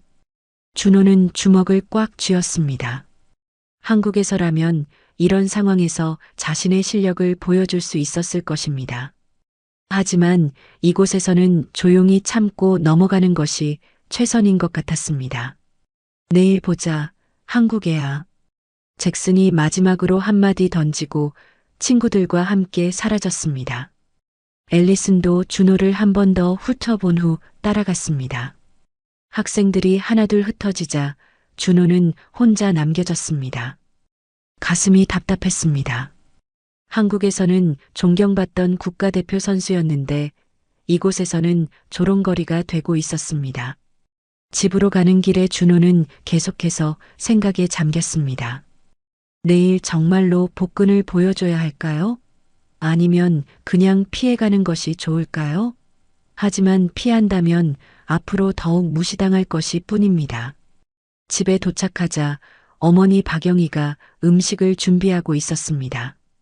어떻게 지냈어? 학교는 괜찮았지? 네, 괜찮았어요. 준호가 거짓말을 했습니다. 부모님을 걱정시키고 싶지 않았습니다. 저녁 식사 시간에 아버지 이철수가 돌아왔습니다. 경비원 유니폼을 입은 아버지의 모습이 왠지 초라해 보였지만 준호는 아버지를 존경했습니다. 학교 생활은 어떠냐? 아버지가 물었습니다. 아직 적응 중이에요. 준호가 대답했습니다. 처음에는 다 어려운 법이다. 아버지가 준호의 어깨를 토닥였습니다. 하지만 내 실력을 보여줄 기회가 반드시 올 거야. 그때까지 참고 기다려라. 아버지의 말에 준호는 조금 위로가 되었습니다. 내일 체육관에서 무슨 일이 벌어질지 모르지만 자신의 진짜 모습을 보여줄 때가 온 것 같았습니다. 다음 날 아침 준호는 평소보다 일찍 잠에서 깼습니다. 창문 밖으로 비치는 햇살이 따뜻했지만 마음은 무겁기만 했습니다. 오늘 점심시간에 체육관에서 벌어질 일을 생각하니 가슴이 두근거렸습니다. 오늘은 왠지 일찍 일어났네? 어머니 박영희가 아침 준비를 하며 말했습니다. 몸살이라도 난 거 아니야? 아니에요. 그냥 잠이 깼어요. 준호가 대답하며 운동복을 가방에 넣었습니다. 오늘은 체육 수업이 있는 날이었습니다. 평소라면 체육 시간이 기대되었을 텐데 오늘만큼은 그렇지 않았습니다. 학교에 도착하자마자 준호는 시선들을 느꼈습니다. 어제 복도에서 있었던 일이 벌써 학교 전체에 퍼진 것 같았습니다. 저 애가 그 한국 애야. 오늘 체육관에서 뭔가 벌어진다던데 라는 속삭임들이 여기저기서 들려왔습니다. 첫 번째 시간인 수학 수업 중에도 준호는 집중할 수 없었습니다. 칠판에 적힌 공식들이 눈에 들어오지 않았습니다. 대신 머릿속에는 어제 잭슨과 앨리슨의 조롱하는 얼굴만 떠올랐습니다. 복근도 없을 것 같은데 복근 까봐. 잭슨의 목소리가 계속해서 귓가에 맴돌았습니다. 준호는 무의식적으로 자신의 배를 만져봤습니다. 느슨한 교복 셔츠 아래로 딱딱한 근육의 감촉이 느껴졌습니다. 매일 아침 500개의 윗몸 일으키기와 혹독한 유도 훈련으로 다져진 복근이었습니다. 점심시간이 다가올수록 학교 전체가 술렁였습니다. 체육관에서 뭔가 벌어진다던데, 한국 애가 정말 운동선수인지 확인한다던데 라는 소문들이 돌고 있었습니다. 마치 큰 이벤트라도 벌어질 것처럼 분위기가 달아올랐습니다. 드디어 점심시간이 되었습니다. 준호는 도시락을 들고 조용한 곳을 찾으려 했지만 잭슨이 나타났습니다. 야, 한국 애야. 약속 잊지 않았지? 잭슨이 큰 소리로 말했습니다. 그의 뒤에는 풋볼팀 친구들이 줄줄이 따라왔습니다. 앨리슨도 여학생들과 함께 다가왔습니다. 어머, 정말 오는구나. 솔직히 도망갈 줄 알았는데. 체육관으로 가자. 잭슨이 준호의 어깨를 툭툭 치며 말했습니다. 오늘 내 진짜 실력을 보여달라고. 체육관으로 향하는 길에 점점 더 많은 학생들이 따라붙었습니다. 소문을 들은 학생들이 구경하러 온 것 같았습니다. 준호는 마치 처형장으로 향하는 죄수가 된 기분이었습니다. 체육관에 도착하자 이미 수십 명의 학생들이 모여 있었습니다. 농구대 아래 매트가 깔린 공간에서 잭슨이 준호를 기다리고 있었습니다. 자, 이제 보여줘. 잭슨이 팔짱을 끼며 말했습니다. 내가 정말 운동선수라면 몸도 그럴 것 아니야? 특히 복근 말이야. 복근 까봐. 누군가가 소리쳤습니다. 곧이어 다른 학생들도 따라했습니다. 복근, 복근, 복근. 준호는 당황했습니다. 이렇게 많은 학생들 앞에서 옷을 벗는다는 것은 상상도 해본 적이 없었습니다. 하지만 거부한다면 더욱 비겁해 보일 것 같았습니다. 왜 주저하는 거야? 앨리슨이 비웃음을 띤 목소리로 말했습니다. 설마 정말 부끄러운 몸이야? 그때였습니다. 체육 선생님인 로버츠 선생님이 체육관으로 들어왔습니다. 여기서 뭐 하는 거야? 아, 선생님. 잭슨이 재빨리 말했습니다. 새로운 전학생이 운동선수라고 해서 확인해 보는 중이었어요. 로버츠 선생님이 준호를 바라보았습니다. 운동선수? 무슨 운동해? 유도요. 준호가 조용히 대답했습니다. 유도? 오, 그거 좋은 운동이지. 로버츠 선생님이 관심을 보였습니다. 그럼 오늘 체육 수업 시간에 간단한 체력 테스트를 해보는 게 어떨까? 다들 궁금해하는 것 같으니까. 좋은 생각이에요. 잭슨이 흥미진진하다는 듯 말했습니다. 오후 체육 시간이 되자 체육관은 더욱 붐볐습니다. 소문을 들은 다른 반 학생들까지 구경하러 왔습니다. 로버츠 선생님이 체력 테스트 순서를 설명했습니다. 먼저 팔굽혀펴기부터 해보자. 다들 운동복으로 갈아입고 드디어 그 순간이 왔습니다. 탈의실에서 준호는 천천히 교복을 벗기 시작했습니다. 느슨한 셔츠를 벗자 그 아래 숨겨져 있던 진짜 모습이 드러났습니다. 탄탄하게 다져진 가슴 근육과 어깨, 그리고 마치 조각상처럼 선명하게 드러난 복근이 나타났습니다. 매일 1000개씩 해온 윗몸 일으키기와 수년간의 유도 훈련이 만들어낸 완벽한 근육질 몸매였습니다. 헉! 탈의실에서 갈아입고 있던 다른 학생들이 놀란 소리를 냈습니다. 저거 진짜야? 완전 운동선수 몸이잖아. 복근 완전 초콜릿 복근이네. 와, 옷 입고 있을 때는 전혀 몰랐는데. 준호가 운동복을 입고 체육관으로 나왔을 때 분위기가 완전히 바뀌어 있었습니다. 아까까지 비웃던 학생들의 표정이 사뭇 달라져 있었습니다. 잭슨의 얼굴에서 자신만만했던 미소가 사라졌습니다. 앨리슨도 놀란 눈으로 준호를 바라보고 있었습니다. 자, 그럼 팔굽혀펴기부터 시작해보자. 로버츠 선생님이 말했습니다. 준호는 조용히 매트에 엎드렸습니다. 이제 말로 설명할 필요가 없었습니다. 행동으로 보여줄 시간이었습니다. 시작. 로버츠 선생님의 호각 소리와 함께 준호가 팔굽혀펴기를 시작했습니다. 하나, 둘, 셋. 준호의 동작은 기계처럼 정확하고 일정했습니다. 매일 아침 500개씩 해온 훈련의 결과였습니다. 20개. 로버츠 선생님이 카운트를 세웠습니다. 다른 학생들은 이미 지쳐서 주저앉기 시작했는데 준호는 여전히 완벽한 자세를 유지하고 있었습니다. 40개. 이제 체육관은 조용해졌습니다. 아까까지 웅성거리던 학생들이 모두 준호의 모습에 집중하고 있었습니다. 60개. 잭슨의 얼굴이 점점 굳어졌습니다. 자신은 30개도 못했는데 저 말라 보이던 한국애가 아직도 계속하고 있었습니다. 100개. 로버츠 선생님의 목소리에도 놀라움이 섞여 있었습니다. 이 정도면 충분해, 준호. 정말 대단한데? 하지만 준호는 멈추지 않았습니다. 120개, 140개. 마침내 150개를 채우고 나서야 일어났습니다. 숨조차 크게 가쁘지 않았습니다. 체육관이 조용했습니다. 그 정적을 깬 것은 누군가의 박수 소리였습니다. 곧이어 다른 학생들도 하나둘 박수를 치기 시작했습니다. 와, 진짜 운동선수구나. 누군가가 감탄사를 내뱉었습니다. 다음은 윗몸 일으키기다. 로버츠 선생님이 말했습니다. 하지만 이번에는 아무도 준호를 의심하지 않았습니다. 준호는 매트에 누워 윗몸 일으키기 자세를 취했습니다. 이번에도 마찬가지였습니다.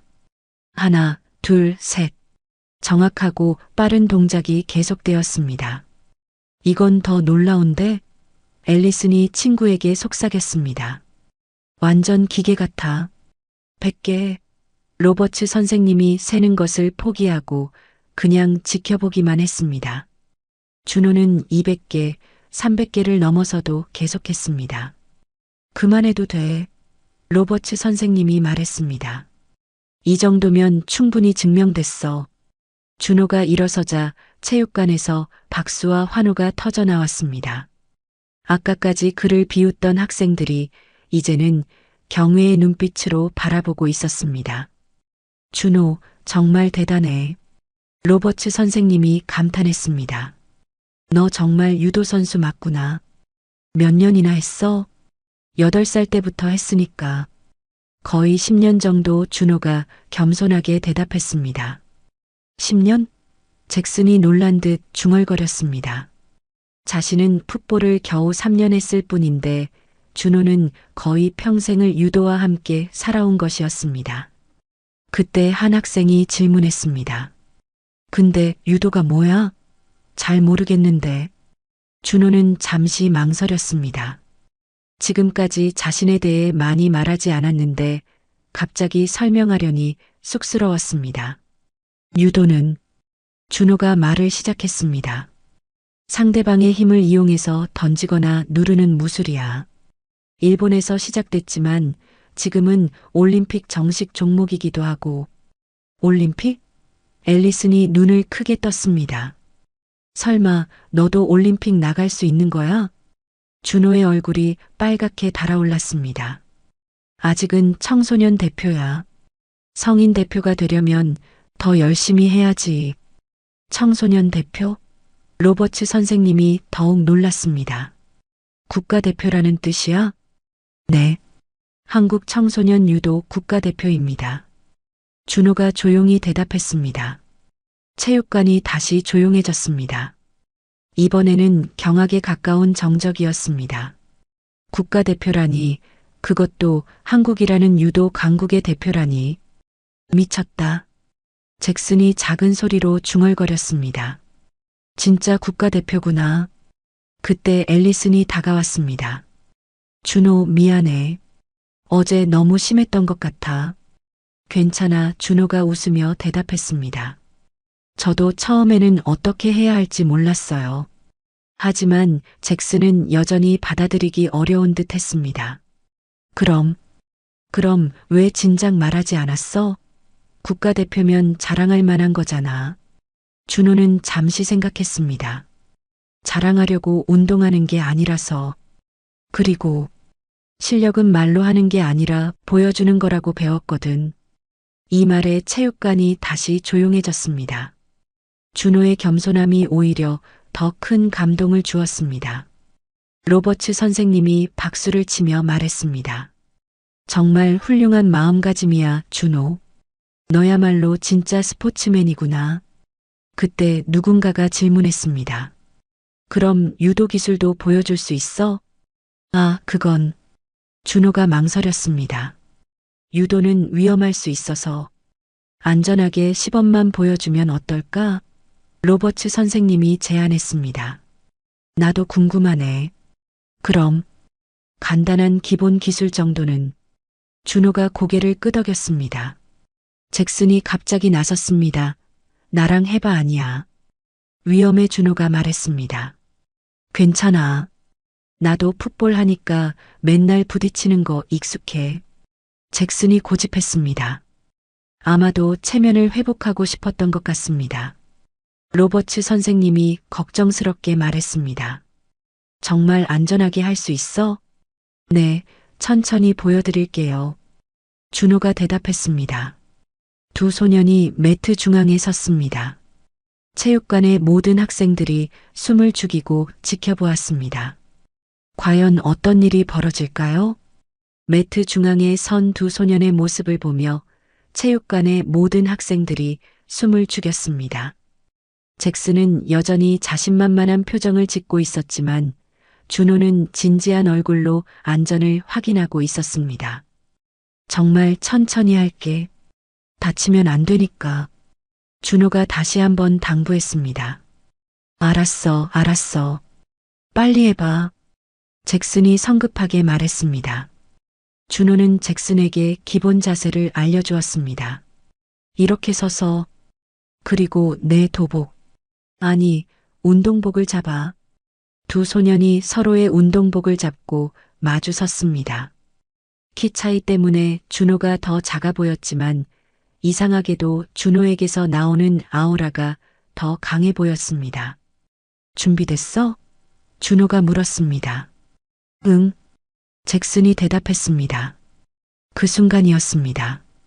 준호의 움직임은 너무나 빠르고 정확했습니다. 잭슨의 무게 중심을 순식간에 무너뜨리며 부드럽게 넘어뜨렸습니다. 마치 무용수의 움직임처럼 우아했지만 동시에 강력했습니다. 우와! 체육관에서 감탄사가 터져 나왔습니다. 잭슨은 매트 위에 누워서 무슨 일이 일어났는지도 모르겠다는 표정이었습니다. 뭐지? 뭔 일이야? 괜찮아? 준호가 손을 내밀며 잭슨을 일으켜 세웠습니다. 응. 잭슨이 일어나며 당황한 듯 말했습니다. 뭔가 확 돌아가더니 누워있더라고. 학생들이 박수를 쳤습니다. 진짜 대박이다. 완전 쿨해. 영화에서나 보던 것 같아. 로버츠 선생님도 감탄했습니다. 정말 아름다운 기술이었어, 준호. 상대방을 다치게 하지 않으면서도 완벽하게 제압했구나. 그때 체육관 문이 열리며 브라운 교장 선생님이 들어왔습니다. 여기서 무슨 일이 일어나고 있는 거지? 복도에서 소리가 다 들려오던데. 로버츠 선생님이 상황을 설명했습니다. 교장 선생님, 저희 새 학생 준호가 유도 시범을 보여주고 있었습니다. 브라운 교장이 준호를 바라보았습니다. 유도? 흥미롭네. 어느 정도 수준이지? 한국 청소년 국가대표입니다. 로버츠 선생님이 대신 대답했습니다. 국가대표? 브라운 교장의 눈이 커졌습니다. 정말인가? 준호가 고개를 끄덕였습니다. 네, 맞습니다. 그렇다면 브라운 교장이 무언가 생각하는 듯 했습니다. 혹시 증빙 서류 같은 게 있나? 죄송하지만 확인차 여쭤보는 거야. 준호는 잠시 당황했습니다. 집에 상장이랑 인증서가 있는데 내일 가져와 줄 수 있겠어? 브라운 교장이 말했습니다. 사실 우리 학교에서 국가대표 선수가 나온다면 큰 영광이거든. 그날 저녁 준호는 집에서 부모님께 학교에서 있었던 일을 이야기했습니다. 어머니 박영희는 걱정스럽게 물었습니다. 괜찮았어? 다치지는 않았고? 네, 괜찮았어요. 오히려 좋았어요. 준호가 미소를 지었습니다. 이제 저를 무시하는 사람들이 없을 것 같아요. 아버지 이철수가 자랑스럽게 말했습니다. 그래, 실력은 숨길 수 없는 법이다. 하지만 겸손함은 잊지 말아라. 네, 아버지. 다음 날 아침, 준호는 상장과 인증서가 든 파일을 들고 학교에 갔습니다. 복도를 걸어가는데 이제는 시선이 완전히 달랐습니다. 존경과 호기심이 섞인 눈빛들이었습니다. 안녕, 준호. 여러 학생들이 인사했습니다. 어제까지만 해도 존재조차 모르던 학생들이었습니다. 교장실에서 브라운 교장은 준호의 서류를 꼼꼼히 살펴보았습니다. 한국유도협회에서 발급한 선수 등록증, 각종 대회 입상 내역, 그리고 국가대표 선발 증명서까지. 정말 놀랍군. 브라운 교장이 감탄했습니다. 이렇게 훌륭한 선수가 우리 학교에 오다니. 감사합니다. 준호가 인사했습니다.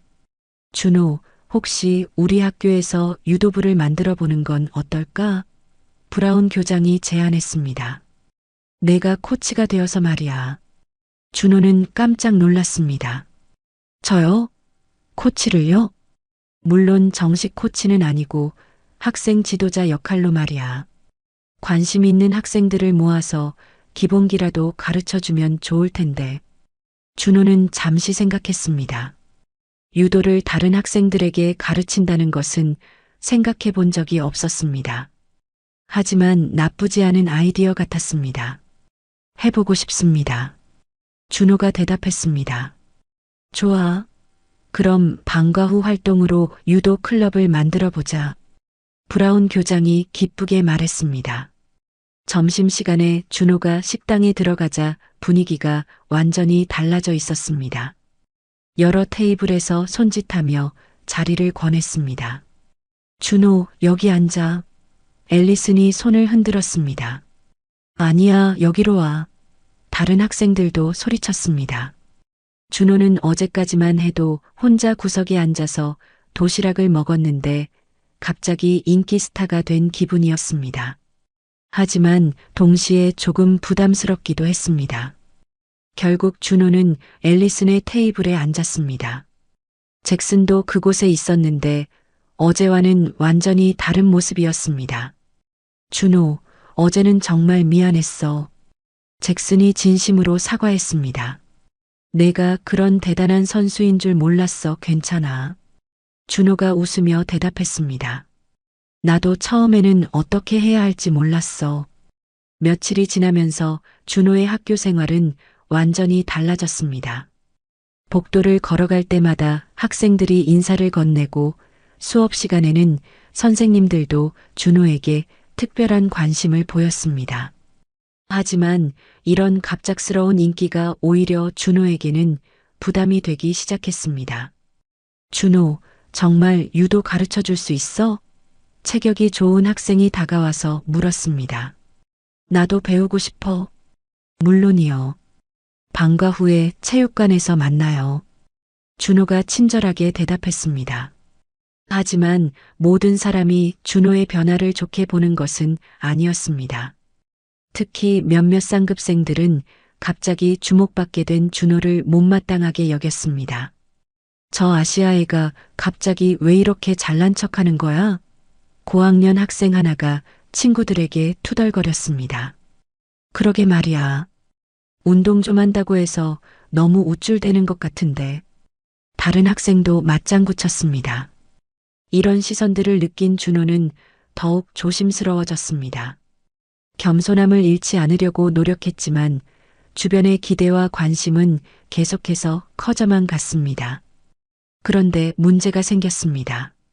어느 날 오후 준호가 유도 클럽 활동을 마치고 집에 가려는데 고학년 학생들이 준호를 가로막았습니다. 리더 격으로 보이는 학생은 마이크 톰슨이라는 이름의 19세 소년이었습니다. 야, 한국에. 마이크가 거만한 목소리로 말했습니다. 내가 그렇게 대단하다면서? 준호는 긴장했습니다. 무슨 말씀이세요? 유도로 사람들 홀리고 다닌다면서? 그게 그렇게 대단한 거야? 마이크의 친구들이 준호를 둘러쌌습니다. 저는 그런 의도가 아니었는데요. 준호가 조심스럽게 말했습니다. 의도가 아니었다고? 마이크가 비웃었습니다. 그럼 나랑 한번 붙어보자. 진짜 실력이 어느 정도인지 확인해보게. 준호는 당황했습니다. 학교에서 실제로 싸우는 것은 원하지 않았습니다. 그럴 필요 없을 것 같은데요. 왜? 무서워? 마이크가 도발했습니다. 아니면 사실 별거 아닌 거야? 그때 브라운 교장이 나타났습니다. 여기서 뭐 하고 있는 거지? 아, 교장 선생님.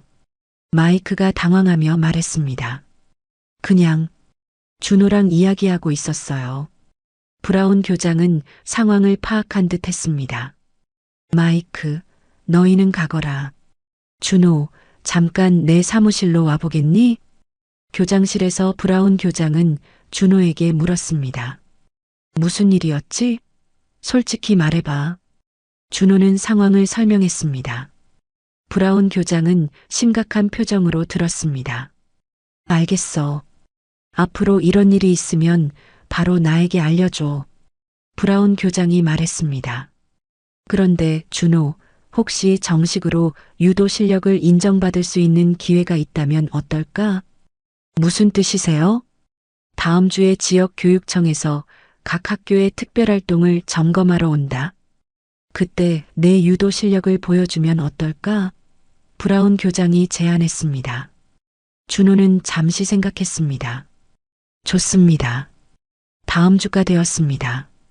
교육청 관계자들이 학교를 방문했고 브라운 교장은 특별히 준호의 유도 시연을 준비했습니다. 체육관에는 교육청 관계자들뿐만 아니라 학교의 모든 교사와 많은 학생들이 모였습니다. 여러분, 저희 학교의 특별한 학생을 소개하겠습니다. 브라운 교장이 마이크를 잡고 말했습니다.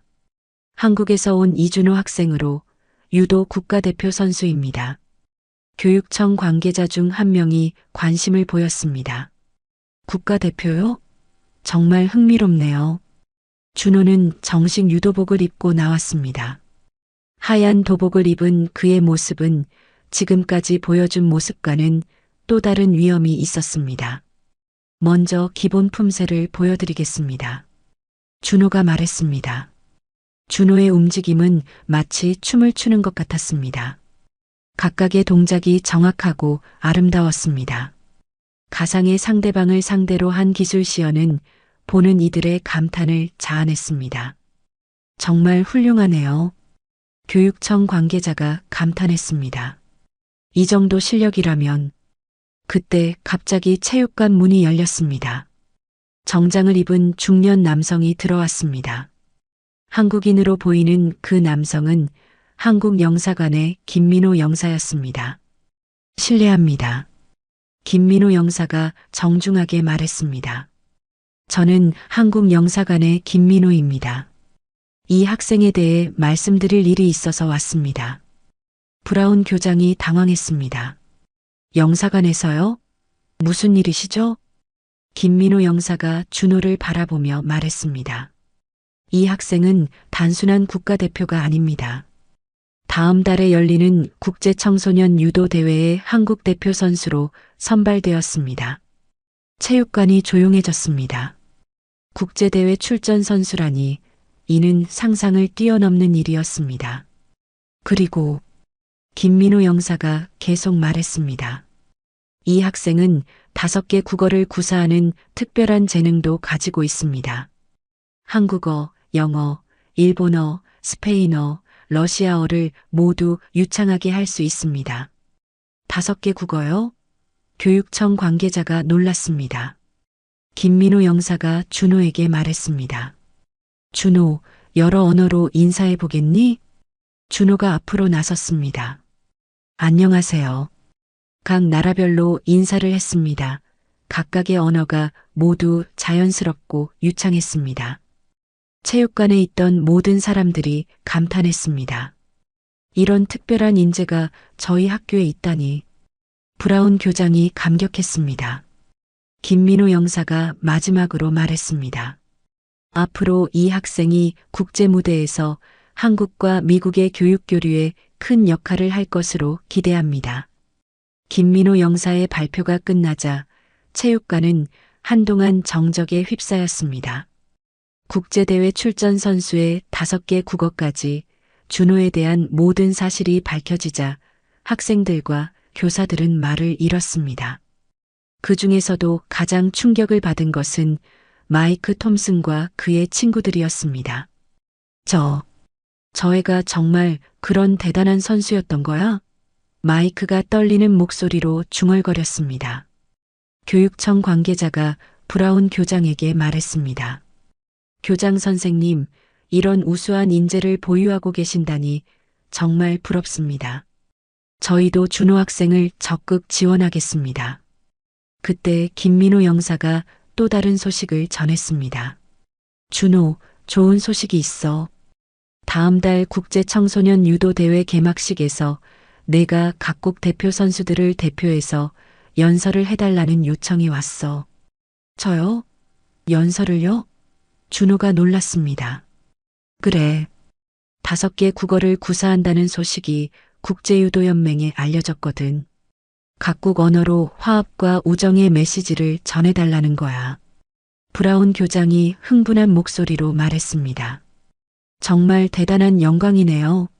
우리 학교 학생이 국제무대에서 연설을 하다니. 김민호 영사가 준호에게 말했습니다. 준비 기간이 좀 필요할 텐데 학교에서 양해해 주실 수 있겠죠? 물론입니다. 브라운 교장이 즉시 대답했습니다. 준호의 국제대회 출전과 연설 준비를 위해 학교에서 모든 지원을 아끼지 않겠습니다. 며칠 후 준호의 국제대회 출전 소식이 지역신문에 실렸습니다. 한국계 고등학생 국제유도대회 출전 및 개막식 연설 예정이라는 제목의 기사였습니다. 이 소식은 순식간에 학교 전체로 그리고 지역사회로 퍼져나갔습니다. 학교에서는 준호를 위한 특별 지원팀이 꾸려졌습니다. 영어 선생님은 연설문 작성을 도와주고 체육 선생님은 훈련 일정을 조율해 주었습니다. 심지어 음악 선생님까지 발성 연습을 도와주겠다고 나섰습니다. 준호, 정말 자랑스러워. 앨리슨이 복도에서 준호를 만나자 말했습니다. 내가 우리 학교 대표로 국제무대에 서다니. 잭슨도 다가와서 말했습니다. 진짜 멋있어. 나도 너처럼 되고 싶어. 하지만 준호는 여전히 겸손했습니다. 아직 아무것도 해낸 게 없어요. 대회에서 좋은 결과를 내야죠. 그러던 어느 날 마이크 톰슨이 준호에게 다가왔습니다. 며칠 전과는 완전히 다른 모습이었습니다. 준호, 미안해. 마이크가 고개를 숙이며 말했습니다. 내가 너를 완전히 잘못 봤어. 정말 죄송해. 괜찮아요. 준호가 웃으며 대답했습니다. 너 정말 대단한 사람이구나. 마이크가 진심으로 말했습니다.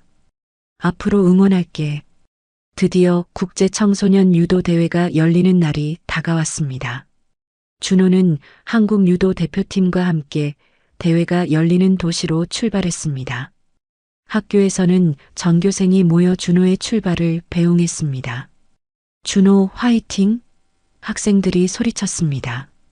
우리의 자랑, 준호. 브라운 교장도 환송사를 했습니다. 대회장에 도착한 준호는 각국에서 온 선수들을 만났습니다. 일본, 러시아, 스페인, 프랑스 등 세계 각국의 청소년 대표 선수들이 모인 자리였습니다. 개막식 날 준호는 무대 위에 섰습니다. 수천 명의 관중이 지켜보는 가운데 그는 깊게 숨을 들이마셨습니다. 이제 전 세계에 메시지를 전할 시간이었습니다. 여러분, 안녕하세요. 준호가 한국어로 시작했습니다. 그리고 이어서 영어로 말했습니다. 일본어로 인사했습니다. 스페인어가 이어졌습니다. 마지막으로 러시아어로 인사했습니다. 각 언어가 나올 때마다 해당 국가의 선수들과 관중들이 박수를 쳤습니다. 준호는 계속해서 연설했습니다.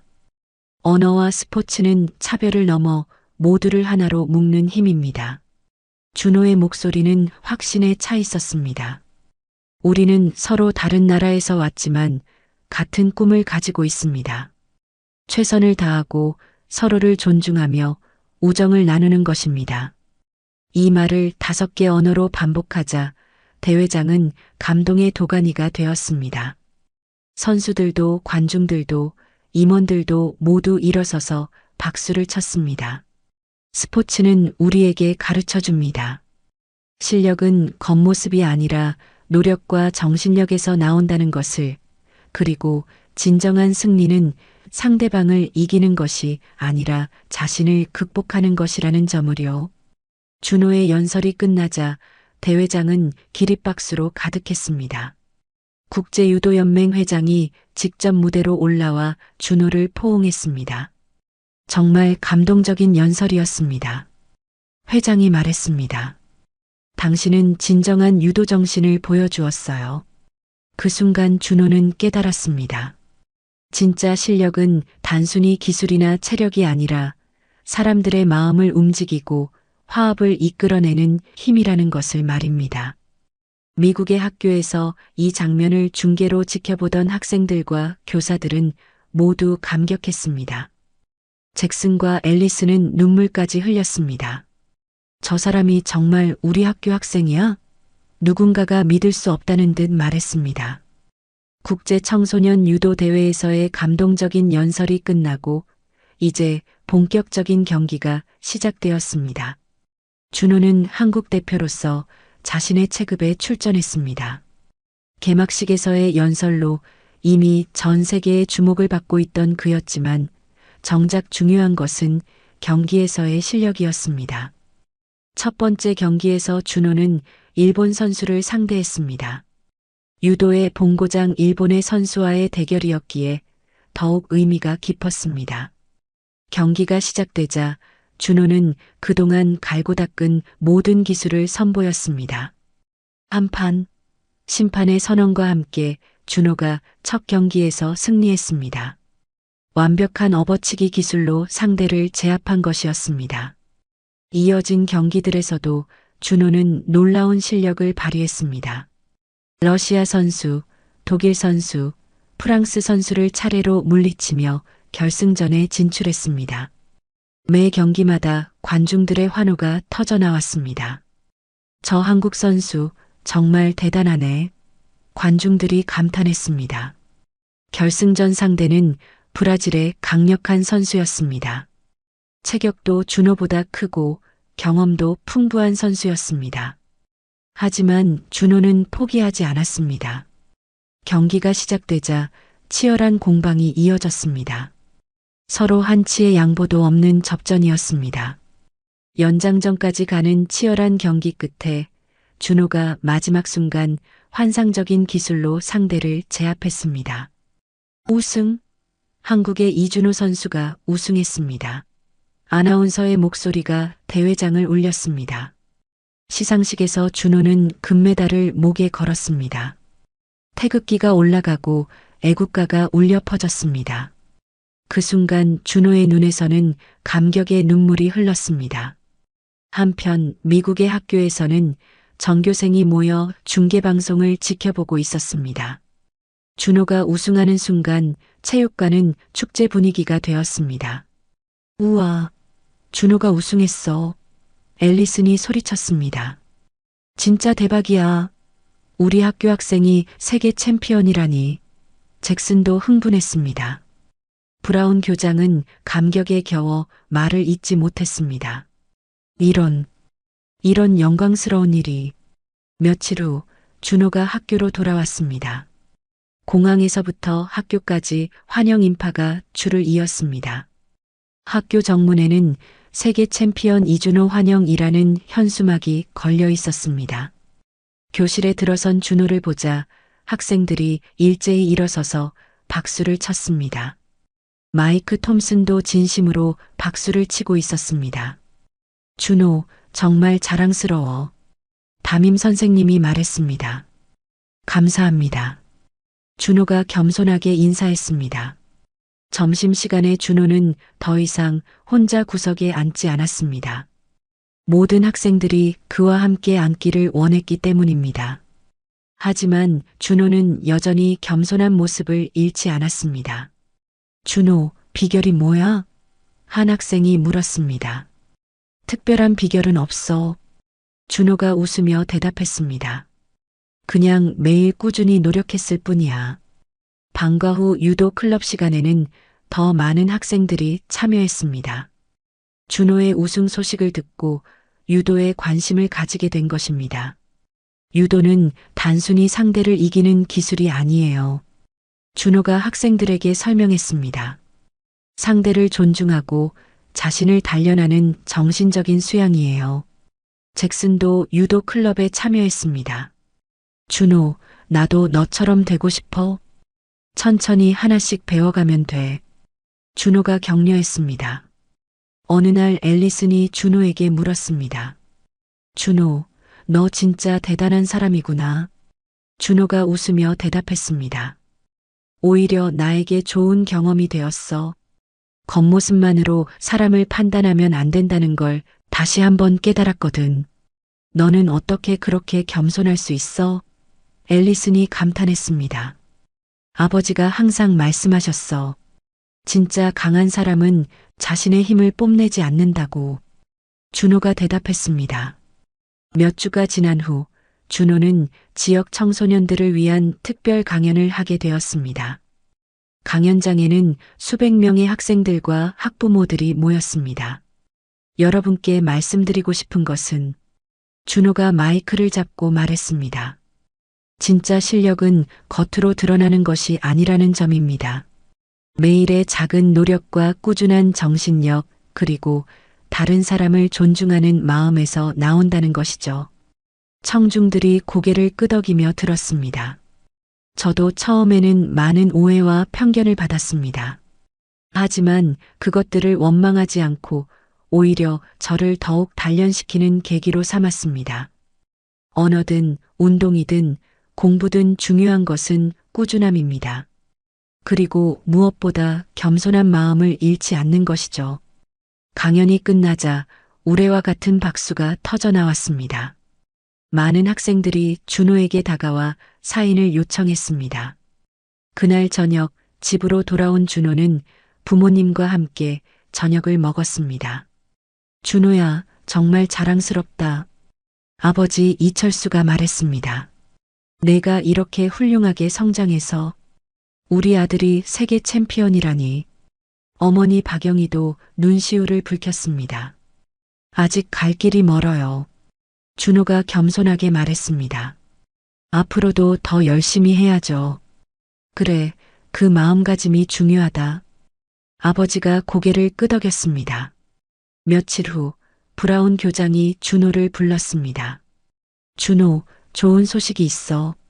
내 이야기가 교육부에 알려져서 모범 학생상을 받게 되었어. 감사합니다.